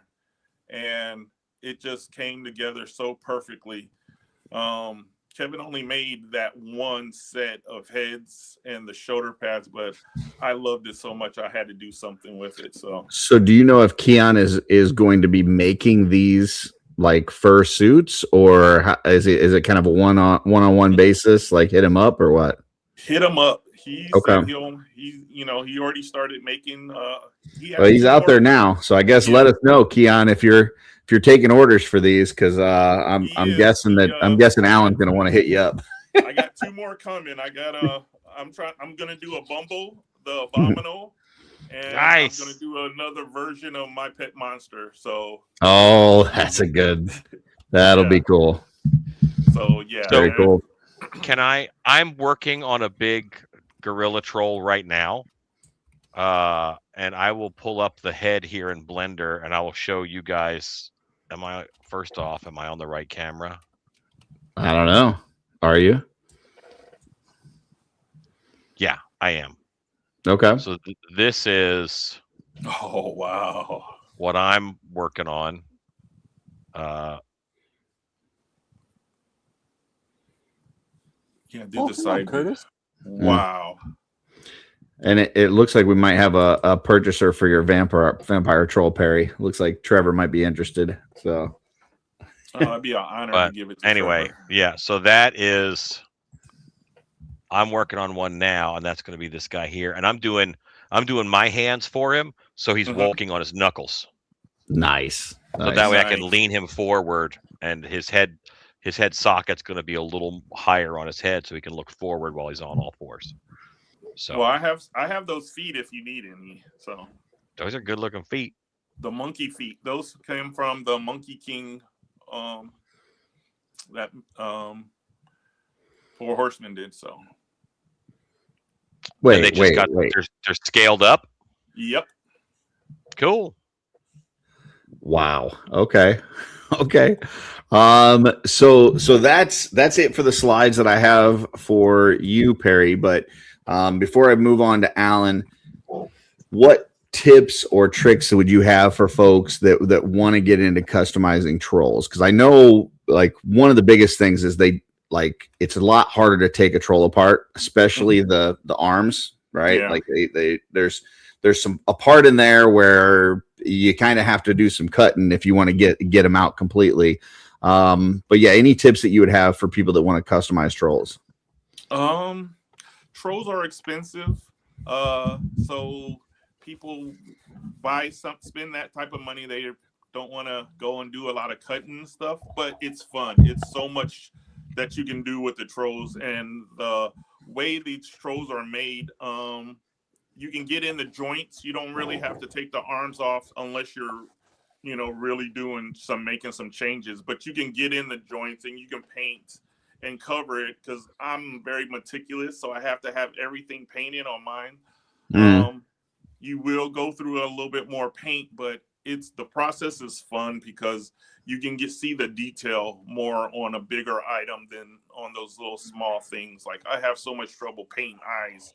Some people are really good at it, but I'm not. So I love the fact that you can have more detail and more control on the bigger items and stuff like that. And the water bath works really good. The dryer, the heat gun that Curtis has on his page, I bought that you can control the temperature. You have to be very careful with the trolls because they will melt. I mean, the plastic that they use for it, you could melt a hole through it if you have it up too high. So be very careful. But the water bath method works really good as far as taking on part. But it's fun. And if you have any questions, just DM me. Ask me questions. That's what I do. Yeah. I've messaged Perry several times. Say, hey, help. And if you're already going to be customizing it anyway, you don't necessarily need to find new ones. Like, be on the lookout. There's going to be folks in the cabal that may be selling one that, maybe it is, it was one of the all-star ones that came with multiple heads. Maybe it only has one head. Maybe it's missing the weapon or whatever. If you're going to be customizing it anyways, try to find those deals wherever they are, and hope that Allan doesn't beat you to it, because he's on top of it. If there's a deal for a troll, I always save up for Legion's Con, because the Four Horsemen line, they always have, they have better deals. Their trolls are only like 120, 124, I believe. So I would always save up and get most of my trolls. Sometimes I would even trade. Like, if you bring me a troll, and we can make a deal to where you can get a totally customized troll if you have a troll that you want to trade in with me and stuff like that. It saves us both money, and we're actually here just to help each other and to bring something new and exciting to the line. So very cool. With Perry, obviously, I know you said you've worked with Brian C. and Immortal Collections and Jason Demon and Keon, and working with a bunch of folks to try to create these creations and make sure you got the right parts and stuff. With Allan is he just makes it. He just whatever right. Yeah, he doesn't have connections. He just whatever he's going to do, either makes it, either sculpts it digitally or he sculpts it manually, but he does it differently than I've seen anybody else do it. So a lot of times I'll see people use like epoxy sculpt or green stuff, which you mix it up for like 5 minutes, and then you've got a good 5, 6, 7 hours to work with it before it like got time for that. Allan doesn't do that. Allan uses a 2-part epoxy that you get like what, 5 minutes? 5 minutes. 5 minutes. So you gotta really book if you're doing that. So we're gonna pull up some of Allan's. You'll see some of the sculpting he's done. But if you're gonna do it like Allan, you better be on the ball. So now this one is one that you did digitally. So tell us a little bit about this guy. So the arena troll, Brontus, the arena troll, and it's an awesome figure, and I think he's an arena troll because arenas kind of feel very Greek Roman and kind of Harryhausen, and I was already had plans on a Cyclops troll, or I had already made one maybe, but I wanted to do one that just looked like he lived his life at the arena, and I didn't think that I wanted one that looked more of a veteran, more older, he'd been through some stuff, he'd seen some crap. So I did this guy, and this is one, obviously I sculpted the head in blender. His helmet is actually from an earlier sculpt that I did for Monkeyin. So that's Monkeyin's helmet on this arena troll head that I did from Thundercats. From Thundercats. And you can kind of see in the back of the blender piece, I made like a plug. It looks terribly inappropriate if you just look at it by itself. But you do something called a Boolean modifier where you take stuff out. So in order to get the head socket, the last thing I do is I shove that in the back of his head where I want it, and then I remove that so I've got the right socket for the troll head. Very cool. Wow, very cool. And I didn't get a picture of this to the side, but he does have a shield there that's basically a door that he like ripped off the hinges. I wanted the shield to look like a door, so I sculpted the shield in Blender 2 and put all the spikes on it and stuff. But it was previously a castle door because they didn't have a shield for him, so they cobbled one together that was his size. Very Allan, cool. What's his name, Allan? Does he have a name? Executor is his name, but it's Executor because that's very Motu. I'm a Motu guy. That is very Motu. That's awesome. All right. Here's another one. So, yeah, tell us a little bit about this guy. So I bought a troll off from the Cabal, and it had this custom head on it. It wasn't this custom head, but it looked so cool, and I have no problem buying a $150 action figure and turning it into a $50 action figure that I worked on. No problem with that at all. Great. This thing is awesome. Let's rip his head off. Yeah, no big deal. I customize my Mondo Beastmen, because they're not how I want them. But it was such a good head, and it looked nice, and I loved it, and I wanted to keep that as it was, but I still wanted to do a stone troll, so I did like his cousin. So this is my sculpt, reminiscent of one of the stone troll heads that are out there already. Which is the one from Immortal Collections. It was from Legion Shop, but one that Carlo had painted up. It's amazing, which I don't have a picture of, but yeah, it's awesome. Yeah, I've on my shelf now. They're both together. Yeah, it's that one. Yeah, it's that one. Yeah. Yeah. So if you look at that one, that inspired the one that I did. There you go. Awesome. Very cool. Next, and so on the right, now we see your version of the Cyclops, the Ray Harryhausen Cyclops, which is very similar to the one that Perry did. Like you guys, like I said, you're going to sleep at night and having the same dreams of trolls. For the Harryhausen Cyclops, that Brontis color is right. Like it's pretty much right on the money. This is one of my lowest effort customs. I've since changed his feet out since this picture to big hoof feet. But that head I actually sculpted. I think I sculpted that live with you one day. And that's all 5-minute epoxy. And it is, it's this head. It's this head. The Cyclops head.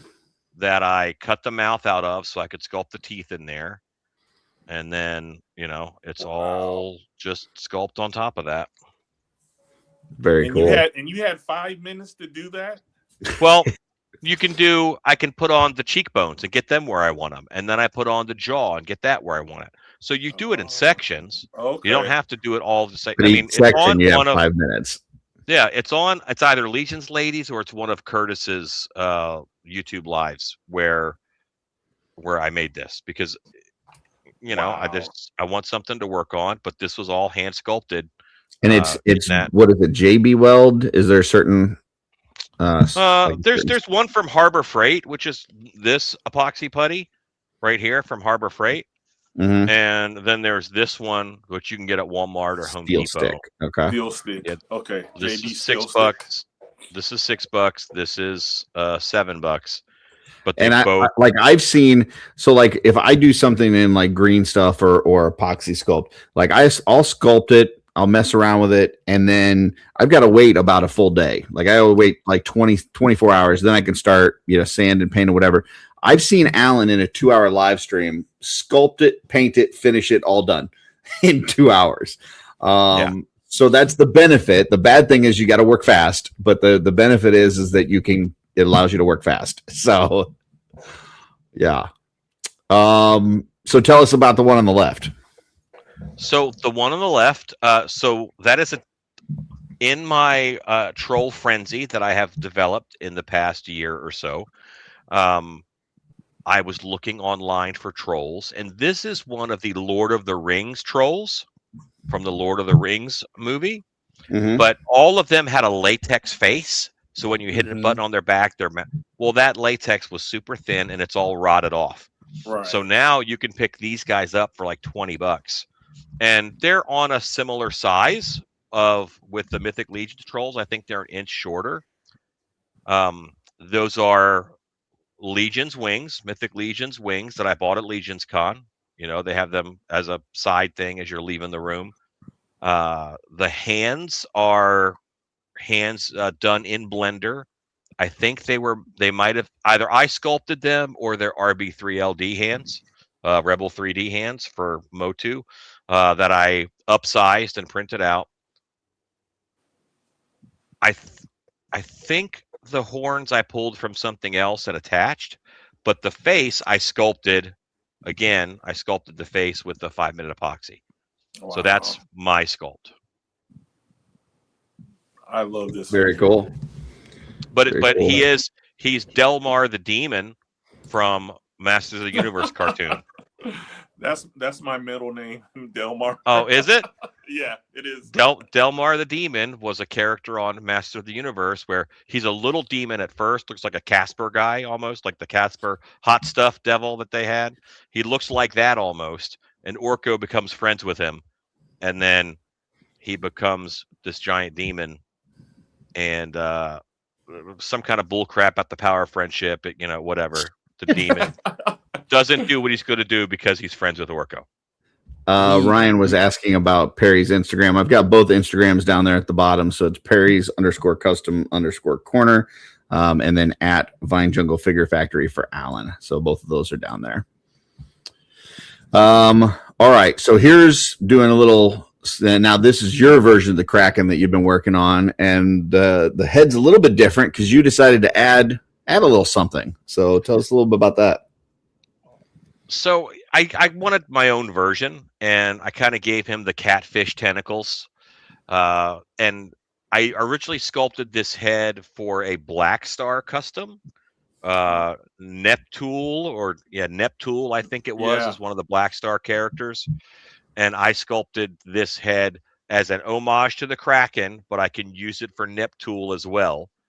And then I just had to change up the back of the head so that it would work for a troll. Now I used my troll plug, and the chin hooks. I think I added on there, but yeah, I changed it up quite a bit. And I always make the eyes bigger because painting eyes sucks. So everything I make has big eyes. Yes. So I got big hands. I want to get in there, but I made the. That's the benefit of doing your own sculpting. You can make the eyes bigger.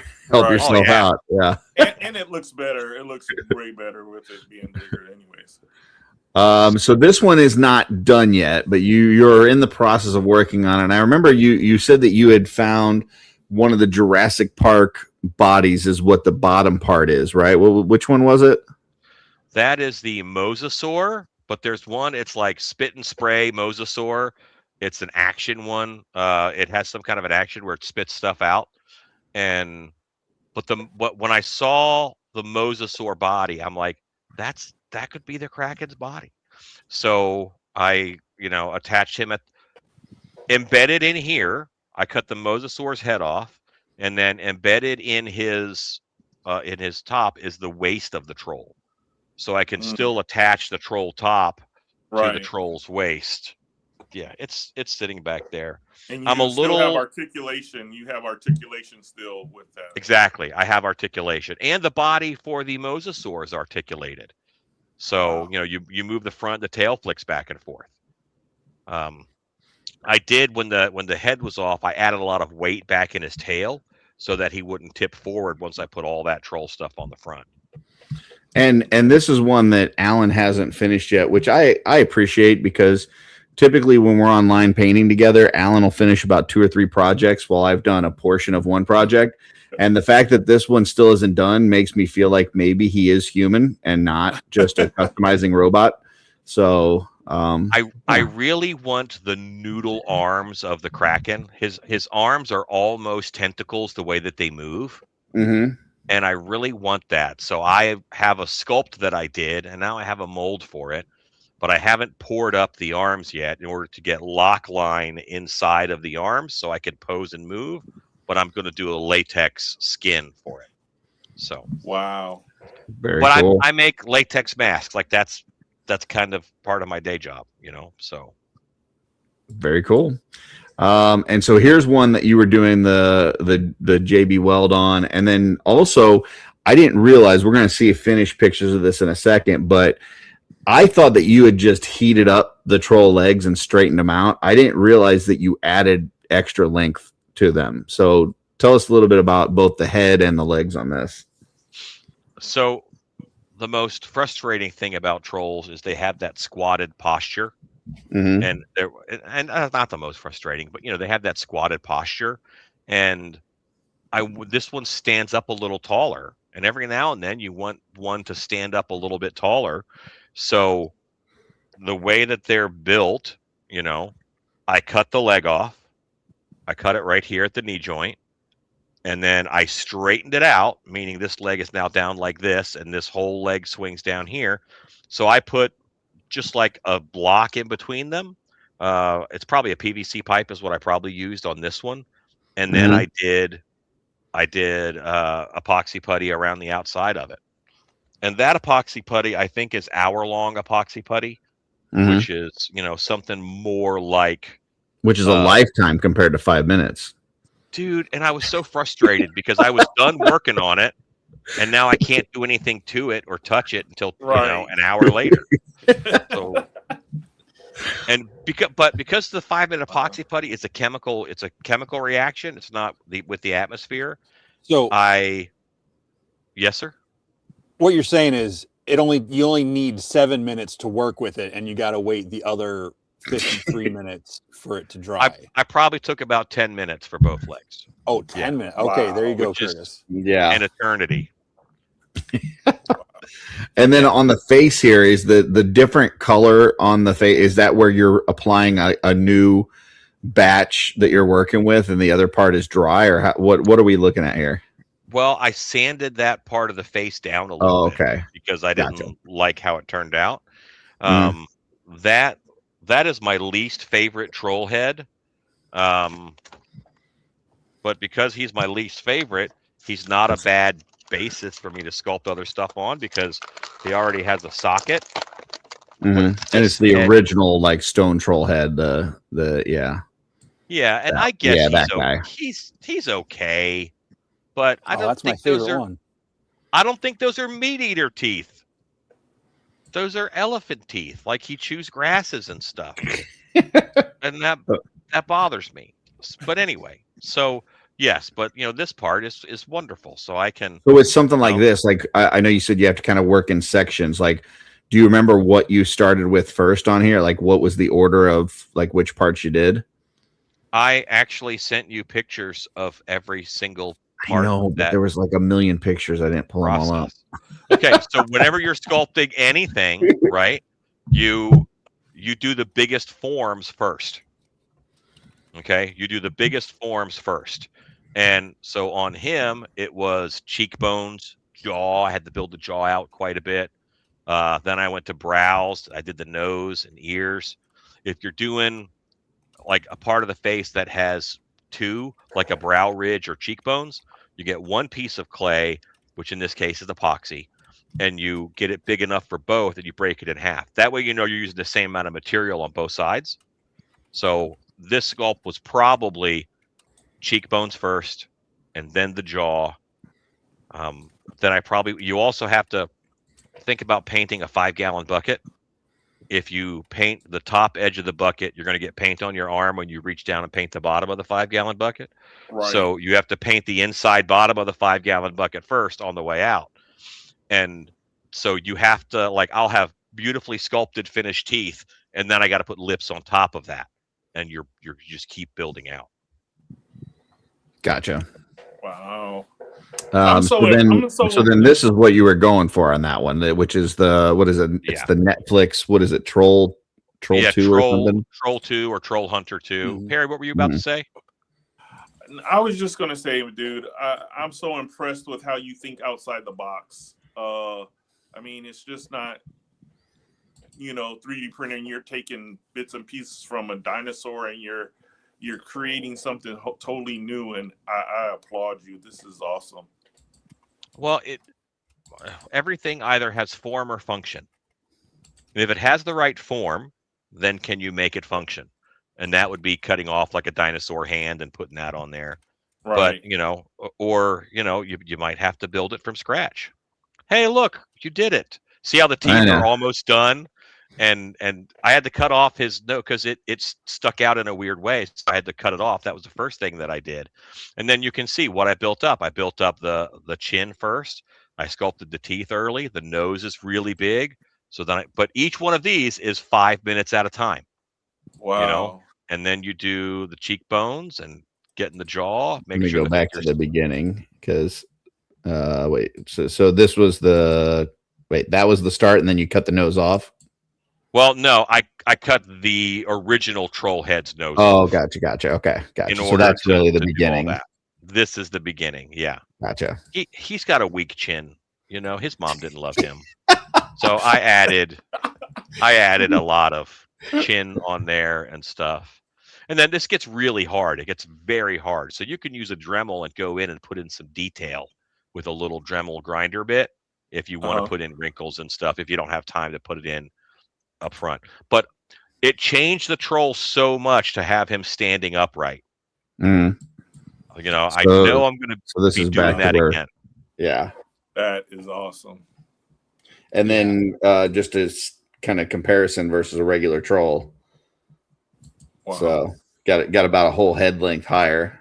So yeah. Now, just going to throw this out there. We saw some people asking in the comments and commenting earlier about they want to see a version 2 of the trolls, like a new. I'm sure a couple other things could be done, but that's an relatively easy sculpting fix if you keep the relative same body proportions and everything. Just straighten those legs out.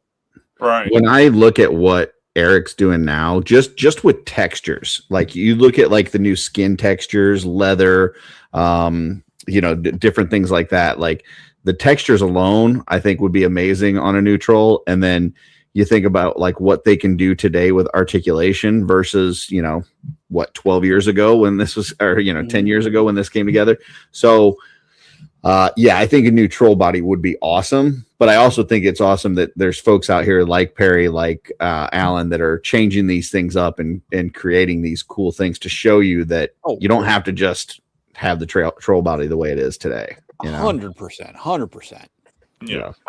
If I would want to see a little more of a hunchback on a new troll and maybe a fatter belly. Yes. Yeah. Mm-hmm. Yeah, that'd be cool. We also had, I was going to pull this up.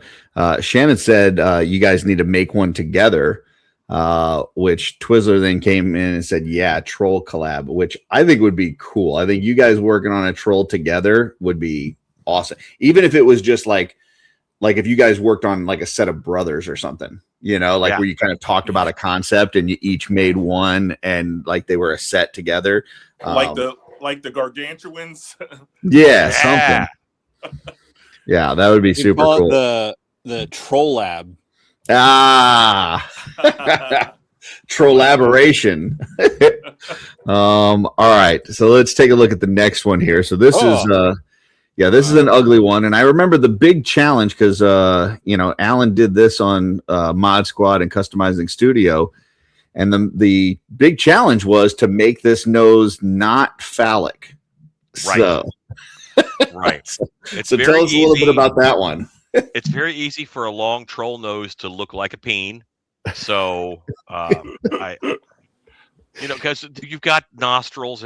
Anyway, yeah. So that was the challenge. I actually redid his nose a couple times because it was a little too penisy for my liking. But this head was all sculpted with the 5-minute epoxy. I think this whole custom was done in one live video, right? What did it start out? Was it one of those same heads that you just showed a little bit ago? This was one of the Lord of the Rings trolls. Is what. Oh, Right. okay. I'm gonna say Gotcha. this is If you look at his feed and his setup, it's one of the Lord of the Rings trolls. The only thing I didn't get done in that episode that we did was the spear and his shield and his axe and his belt and stuff. But I made his little vest and I put some hair on him. This is a classic Norwegian troll, is what I wanted. I wanted the kind that, not the kind with the wild hair that you messed their hair up from the 80s, but this is the kind that you can buy a little wooden troll if you visit Norway or Iceland or whatever. They're all over the place, and I love What them. did you I'm use sure for this the was hair? a lunch lady in my elementary school. So the hair is just a little bit of. I have a lot of fur left over from making costumes. So this is a little bit of white fur that I put on. How do you attach it? Yeah. This stuff, which I hate to say this, but it's called 5-minute epoxy, but this is the liquid kind. No okay. way. Clear weld. All right. Yep. And you have 5 minutes again, because I ain't got time for that. So, but this also is what I use to make eyes look wet, make mouths look wet, because it dries very glossy. So, Allan, earlier I was saying how basically I spent about 4 hours this weekend trying to paint match one hood. What do you think about that? Everyone gets to decide how we spend our own time. We all get to decide that. But you ain't got that kind of time, huh? So I come from a background of a lot of the art projects that I do represent money. And I have gotten very fast because the longer I take on something, the more it has cost me, or the more I have spent on it. So I want to be able to get it done. And like the guys who work in my studio, they're like, can we start on this now? No, because we have 2 months. If you start on it now, you won't finish any faster. It's not like it's going to be done. No, you're going to work on it down to the wire like you always do. So we might as well just do it in 2 weeks, and get it done. And then the amount of money we made money on it. But if you take it, if you make it, a project will take all the time that you give it.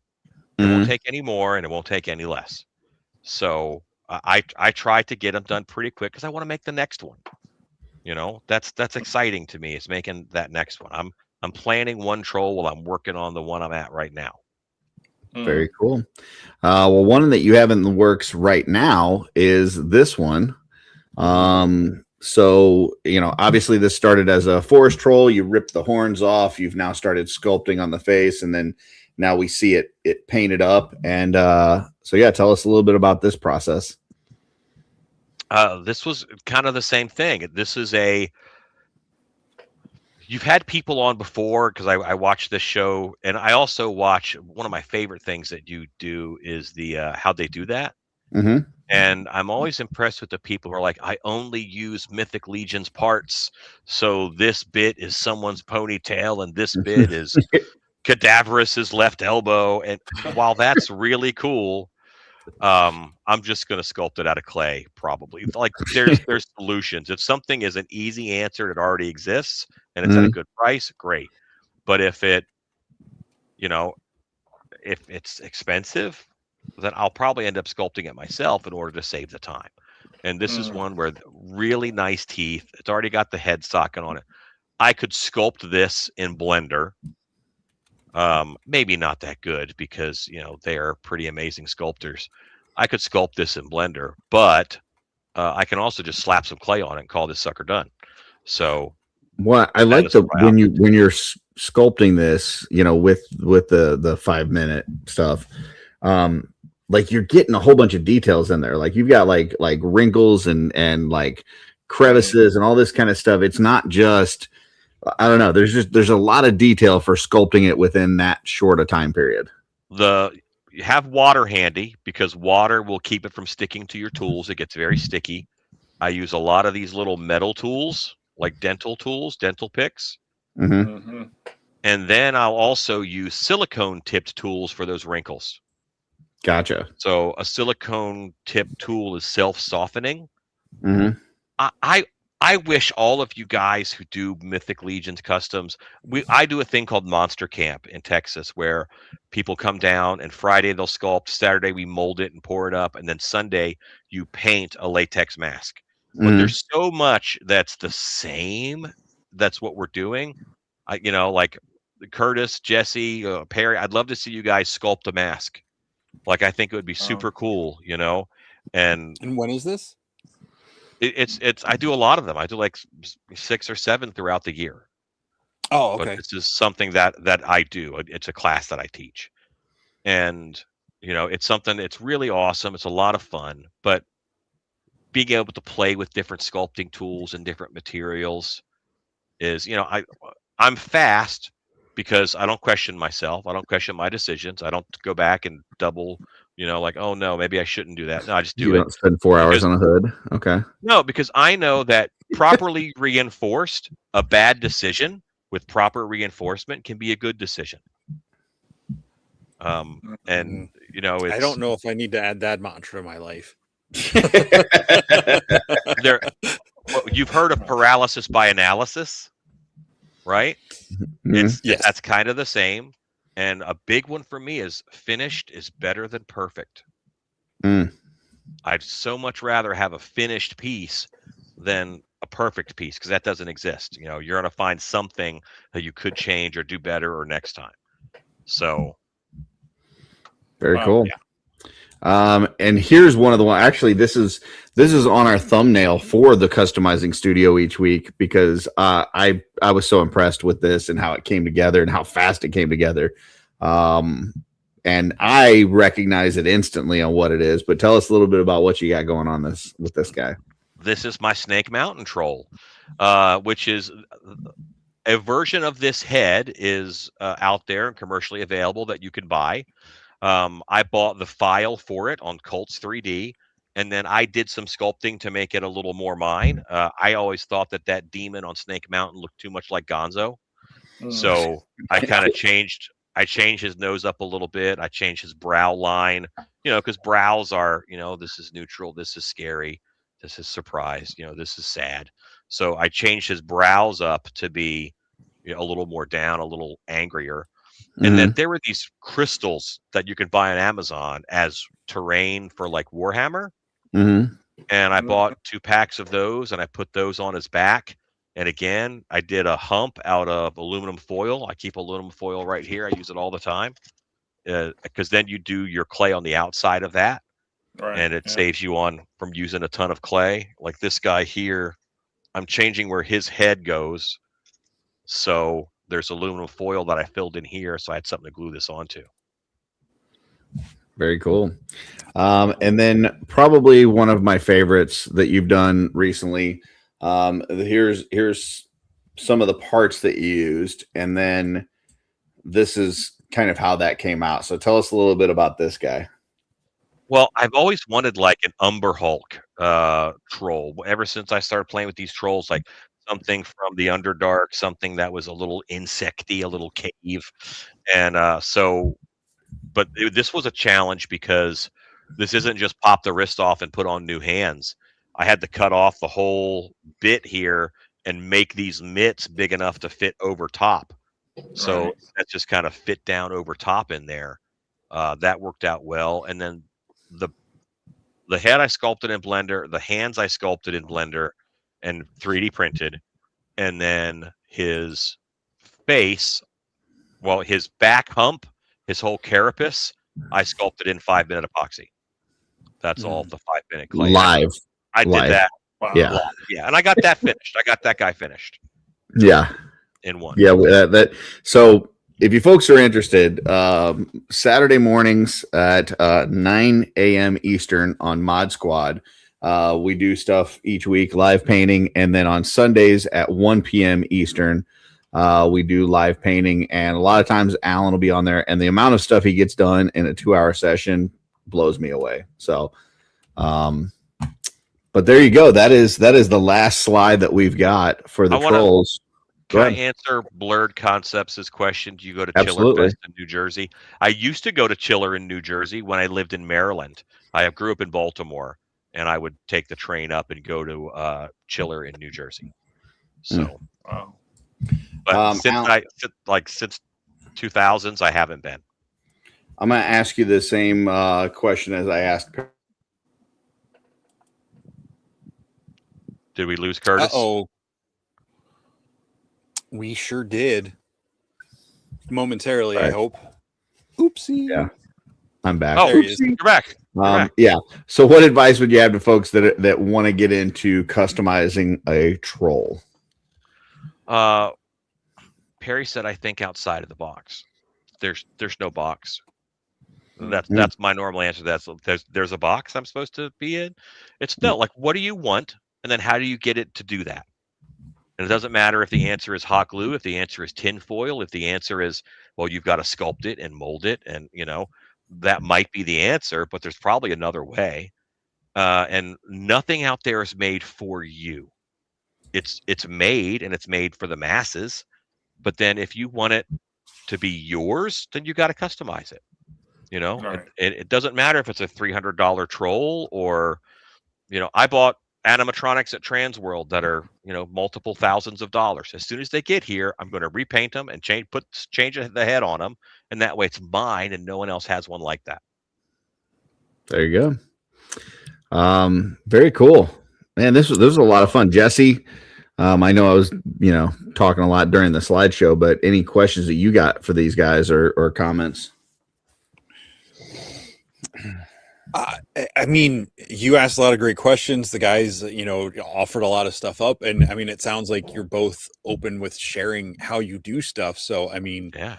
I think that's one of the great thing about this community in general. I mean, I know I've only been here for a couple of years, but like coming in and seeing how open everybody is, how creative people are, the different things you guys have done with whether it's, recreating your, the Cyclops from Clash of the Titans or just completely original stuff and the colors and techniques. It's just, and you're both just super cool dudes. Like that's, you're easy to talk to, and, we get a lot of people in this community, and I'm not making fun because I know I can be that way too, who are socially awkward sometimes or interact weirdly. And, it's nice to have people that you can reach out and ask and are comfortable sharing stuff or just putting that information in their posts originally and stuff. So like, it's all the folks like yourselves that are inspiring. And I've only ever done some like head painting and, different things on trolls myself, but you got to do it, man. Not really a question, awesome. All that, but, yeah. And I think that not the bigger it is, the more satisfaction there is. But I feel better when I finish a troll than when I finish like, a 5.5 figure, for sure. Same here. Yeah. I can see my work from across the room. Yeah. I think some of the people who are the most satisfied as far as workers are house framers. You know how fast the house wall gets framed out? And at the end of when they get there, there's a concrete pad. And at the end of the day, there's like 4 or 5 walls up. Like, that's amazing. And they have to feel so accomplished at the end of the day. So I think that, getting that a lot of work done is just a pretty cool thing. Where's the figure that you were cuddling with on Friday night? He's in the other room. Oh, okay. His head's off already. Yeah, doesn't surprise me. Yeah, that was the William's George asking Rampage. Oh, nice. That's a big beefy figure. William's asking if either of you have ever worked with the Marvel Legends Frost Giant figure. That's what I made Megator out of. Yeah, because I didn't have a Megator, and I didn't realize how cheap the Megators were from Classics now on eBay.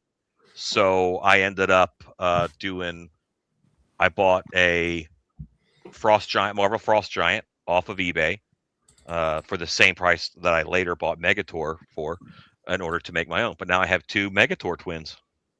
Yeah, I don't think I have a picture of that one. I have one, but I've never worked with it. I have done the Shadow Beast. I made a abominable snowman out of the Ooh. Shadow Oh, Beast. nice. go-to That figure. guy's awesome. Heck yeah. Made some feet for him and everything. So, but I Very haven't cool. got with the marbles yet. Very cool. All right. Well, what about this collab? Sorry, troll elaboration. We gonna get something together between the two of you guys? Man, I gotta be quick, man. Shoot, he's fast. I usually take about 2 weeks to finish a figure. I'll do a little bit and then I'll come back, and it's more a mental thing. It relaxes me. It's my calm when I'm painting and stuff. But it'd be cool to see something at Legion's Con from you guys. We got from now till November. That would be cool. Allan is an awesome person to work with, so we got to come up with something. That'd be cool. You know what we should do? We should do a Siamese twin troll.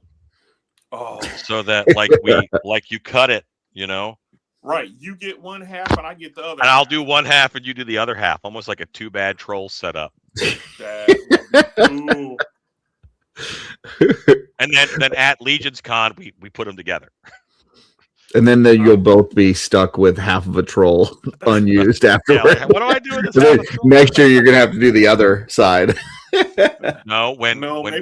we can auction it off to somebody. I don't know. Or you just split one in half and mail the half to the other person, and that's your half. This is my half.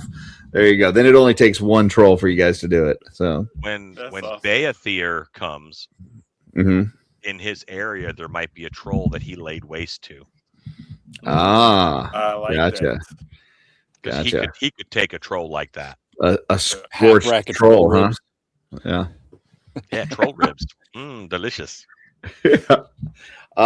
So shows coming up. Well, first off, Allan, I know a lot of people have been asking about the Monster Camp.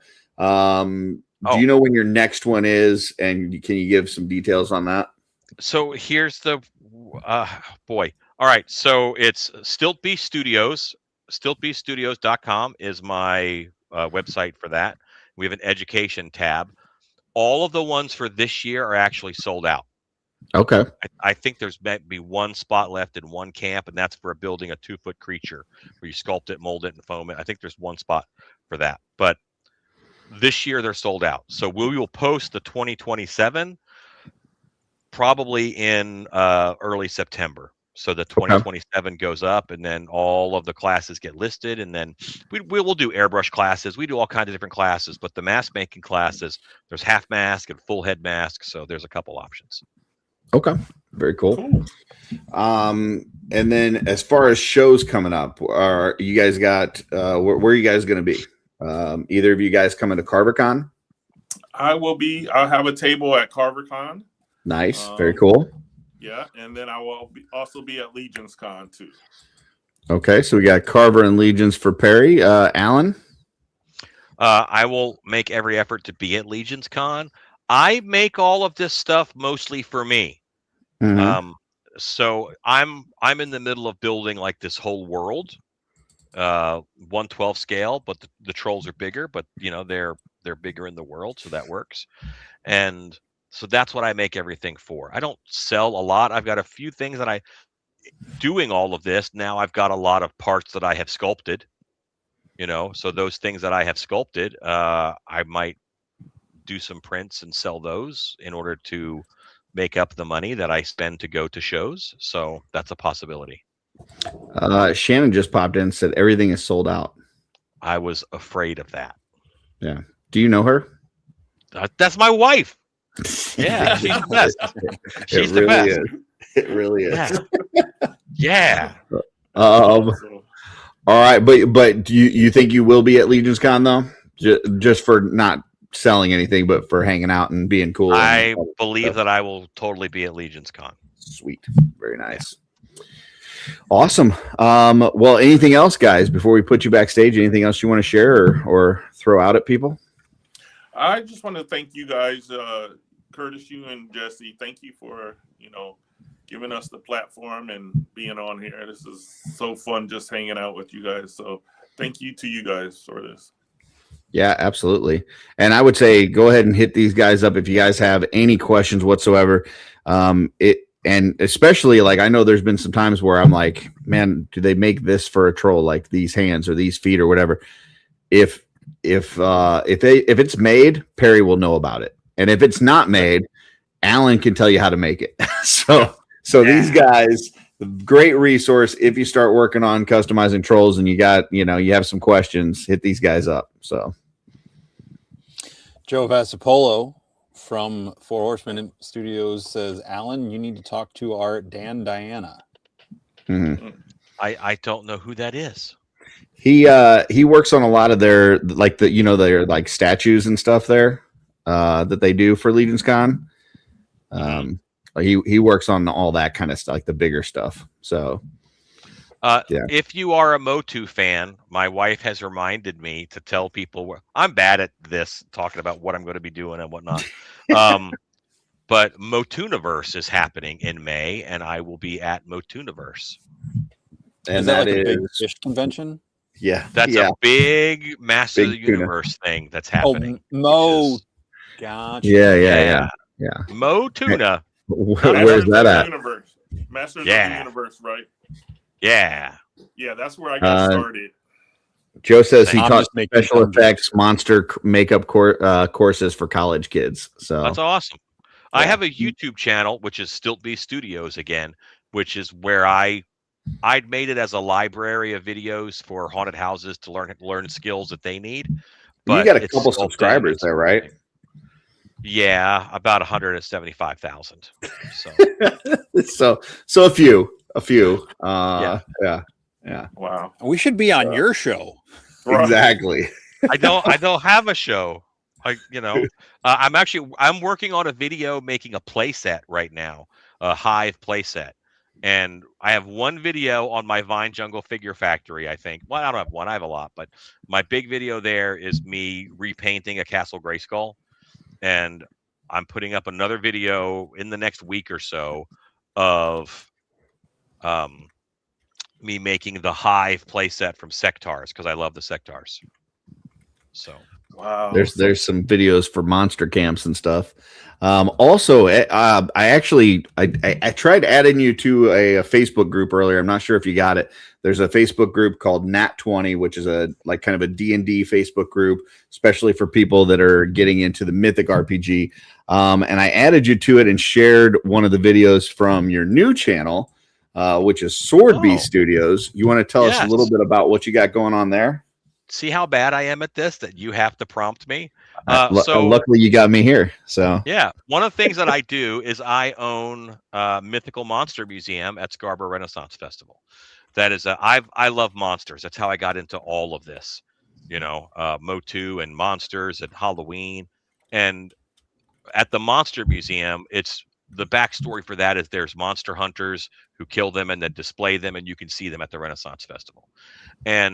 But this is all of my employees at the Monster Museum playing D&D, and each week, whatever we kill, whatever we fight in the game, we then make an exhibit, and it goes up, and you can see it in person at the Monster Museum.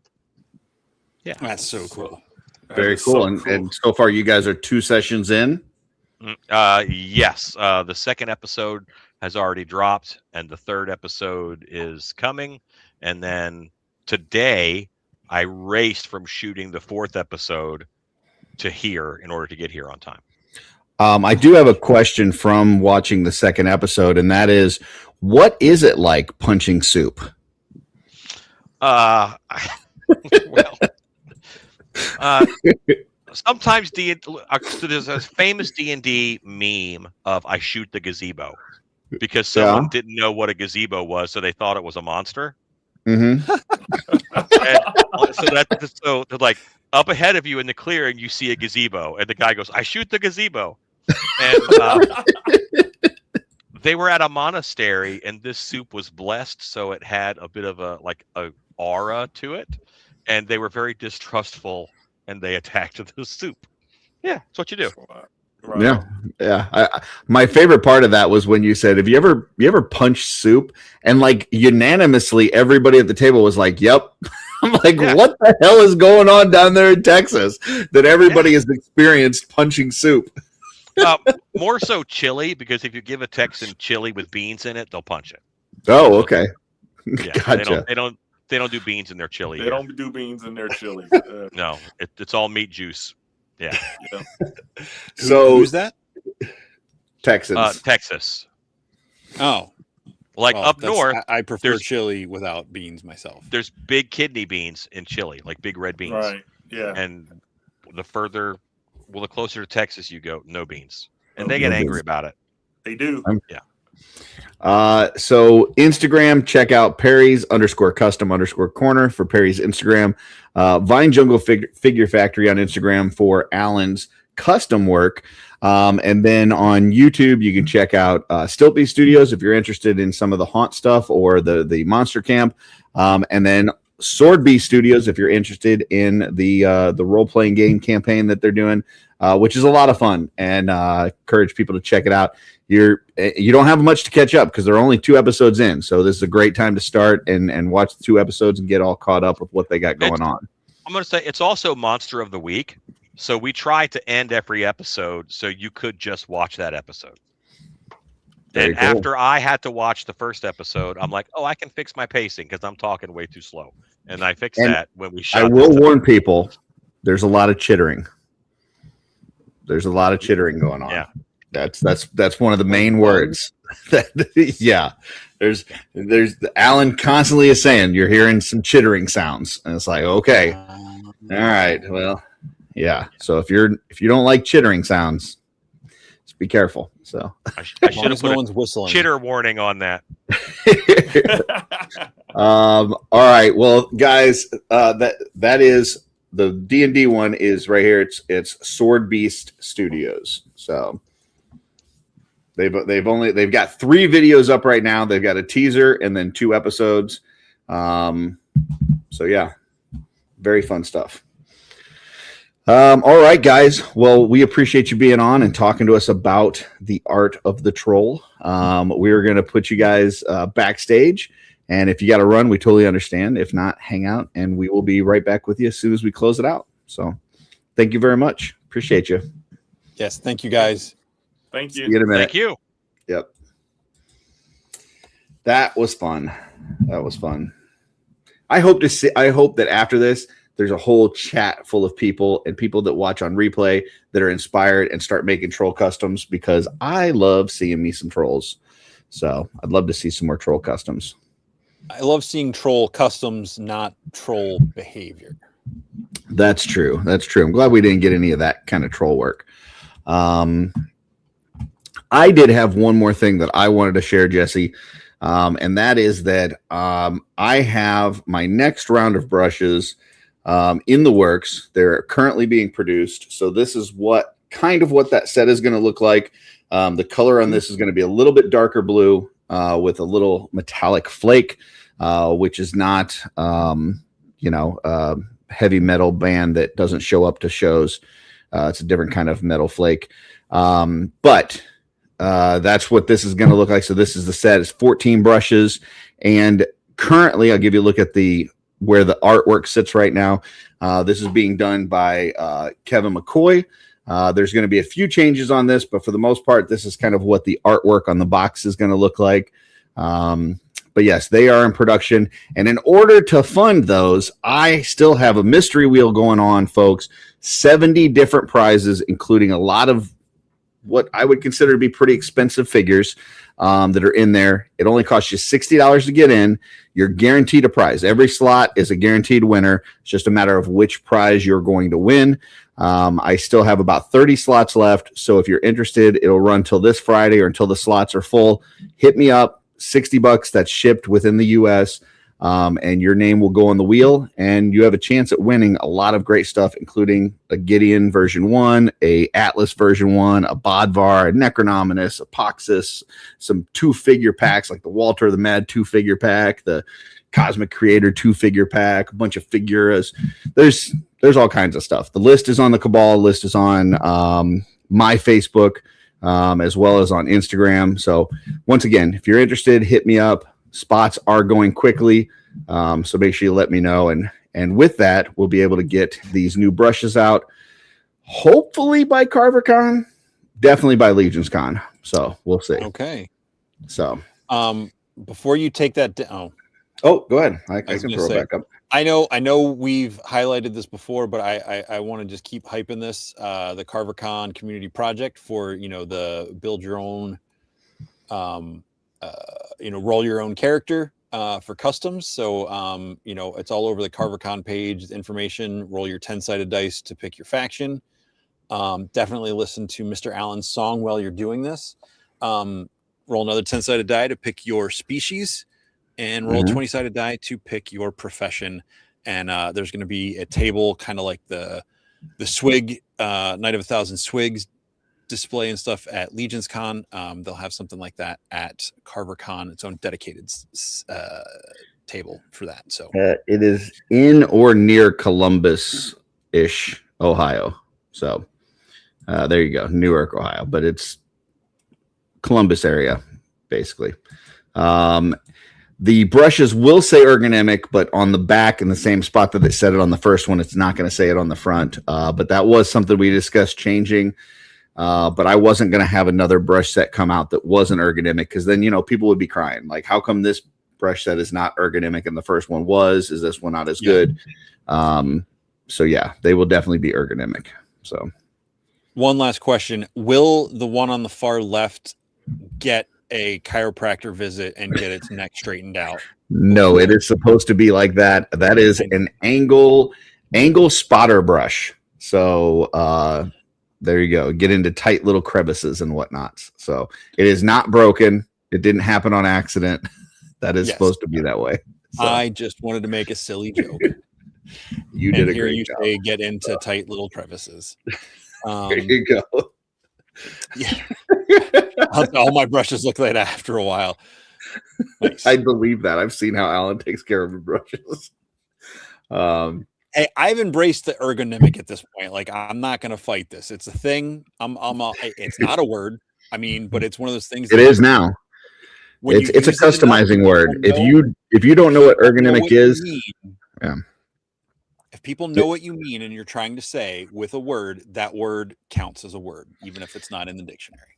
Ergonomic is a customizing word, and if you don't know what it means, you're probably not a customizer. That's what it is. Please don't come on, Jesse. I don't want that. I've already showered today. I'll say that for Eileen. No. All right. What else you got going on this week? Just doubting my life choices and making that comment. A bunch of whatever this is. Whatever this is, I'm going through more of my top 13 movies this least. I know top 10 is better, but you know what? Suck it. It's mine. I like how I put that comment in there and you said mathematically that's inaccurate. Well, it's true. Like 10 is not greater than 13. I specifically did it just so you would actually me. And if I'm challenging you on a math question, you know it's bad because I did more lore and more. I got the last one last week. I did not get one in this week, but I will get back to that this week. Gotcha. I also have a exploded review up on Fanost right now on the channel. I did see Dead Man's in here. Reminds me to check out Legions Magazine. Go to legionsmagazine.com. You can also get it at Big Bad Toy Store now. If you're not already picking that up, highly encourage you guys picking those up. It highlights a bunch of artists in the community and stuff. They do a really great job, and it's just a fun magazine to have. Just throw it on your coffee table. People come over, they'll look at it, and they'll go, "This is awesome," and you'll be like, "Yeah, I know. That's why I buy it." So there you go. There you go. Yeah. All right. I think that's a show, man. We got a show next week, don't we? We do. We don't have a guest to announce yet, but in 2 weeks. Mm-hmm. We'll have on the Brian Burke so he can finger Curtis on the show again, talking about Ashen Oath and all that stuff. Yeah. So come back. You're not gonna and yeah, we'll have something. Stay You're not tuned. going to cue the audio for that? Well, look, I can't multitask very well. Oh, okay. I thought it looked like you were doing it. So I think we've been fingered on shooting the shelf before. There you go. Yes. All right, and Dead May One saying episode or issue 4 is going up for pre-order soon. So there you go, folks. Sweet. I believe I might have something in issue 4. So, ooh. Yeah, we'll see if anybody has suggestions on who we should have on next week. Let us know because we got an open slot right now. So help us fill our slot. And until next time, what's on the shelf? Oh man, I totally thought you were going to go. What's in your slot?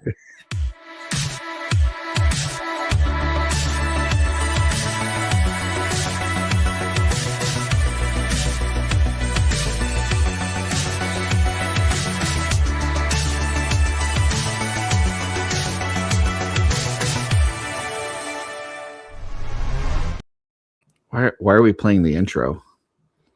Because I clicked on the wrong thing. I wasn't paying attention. Okay. We can just.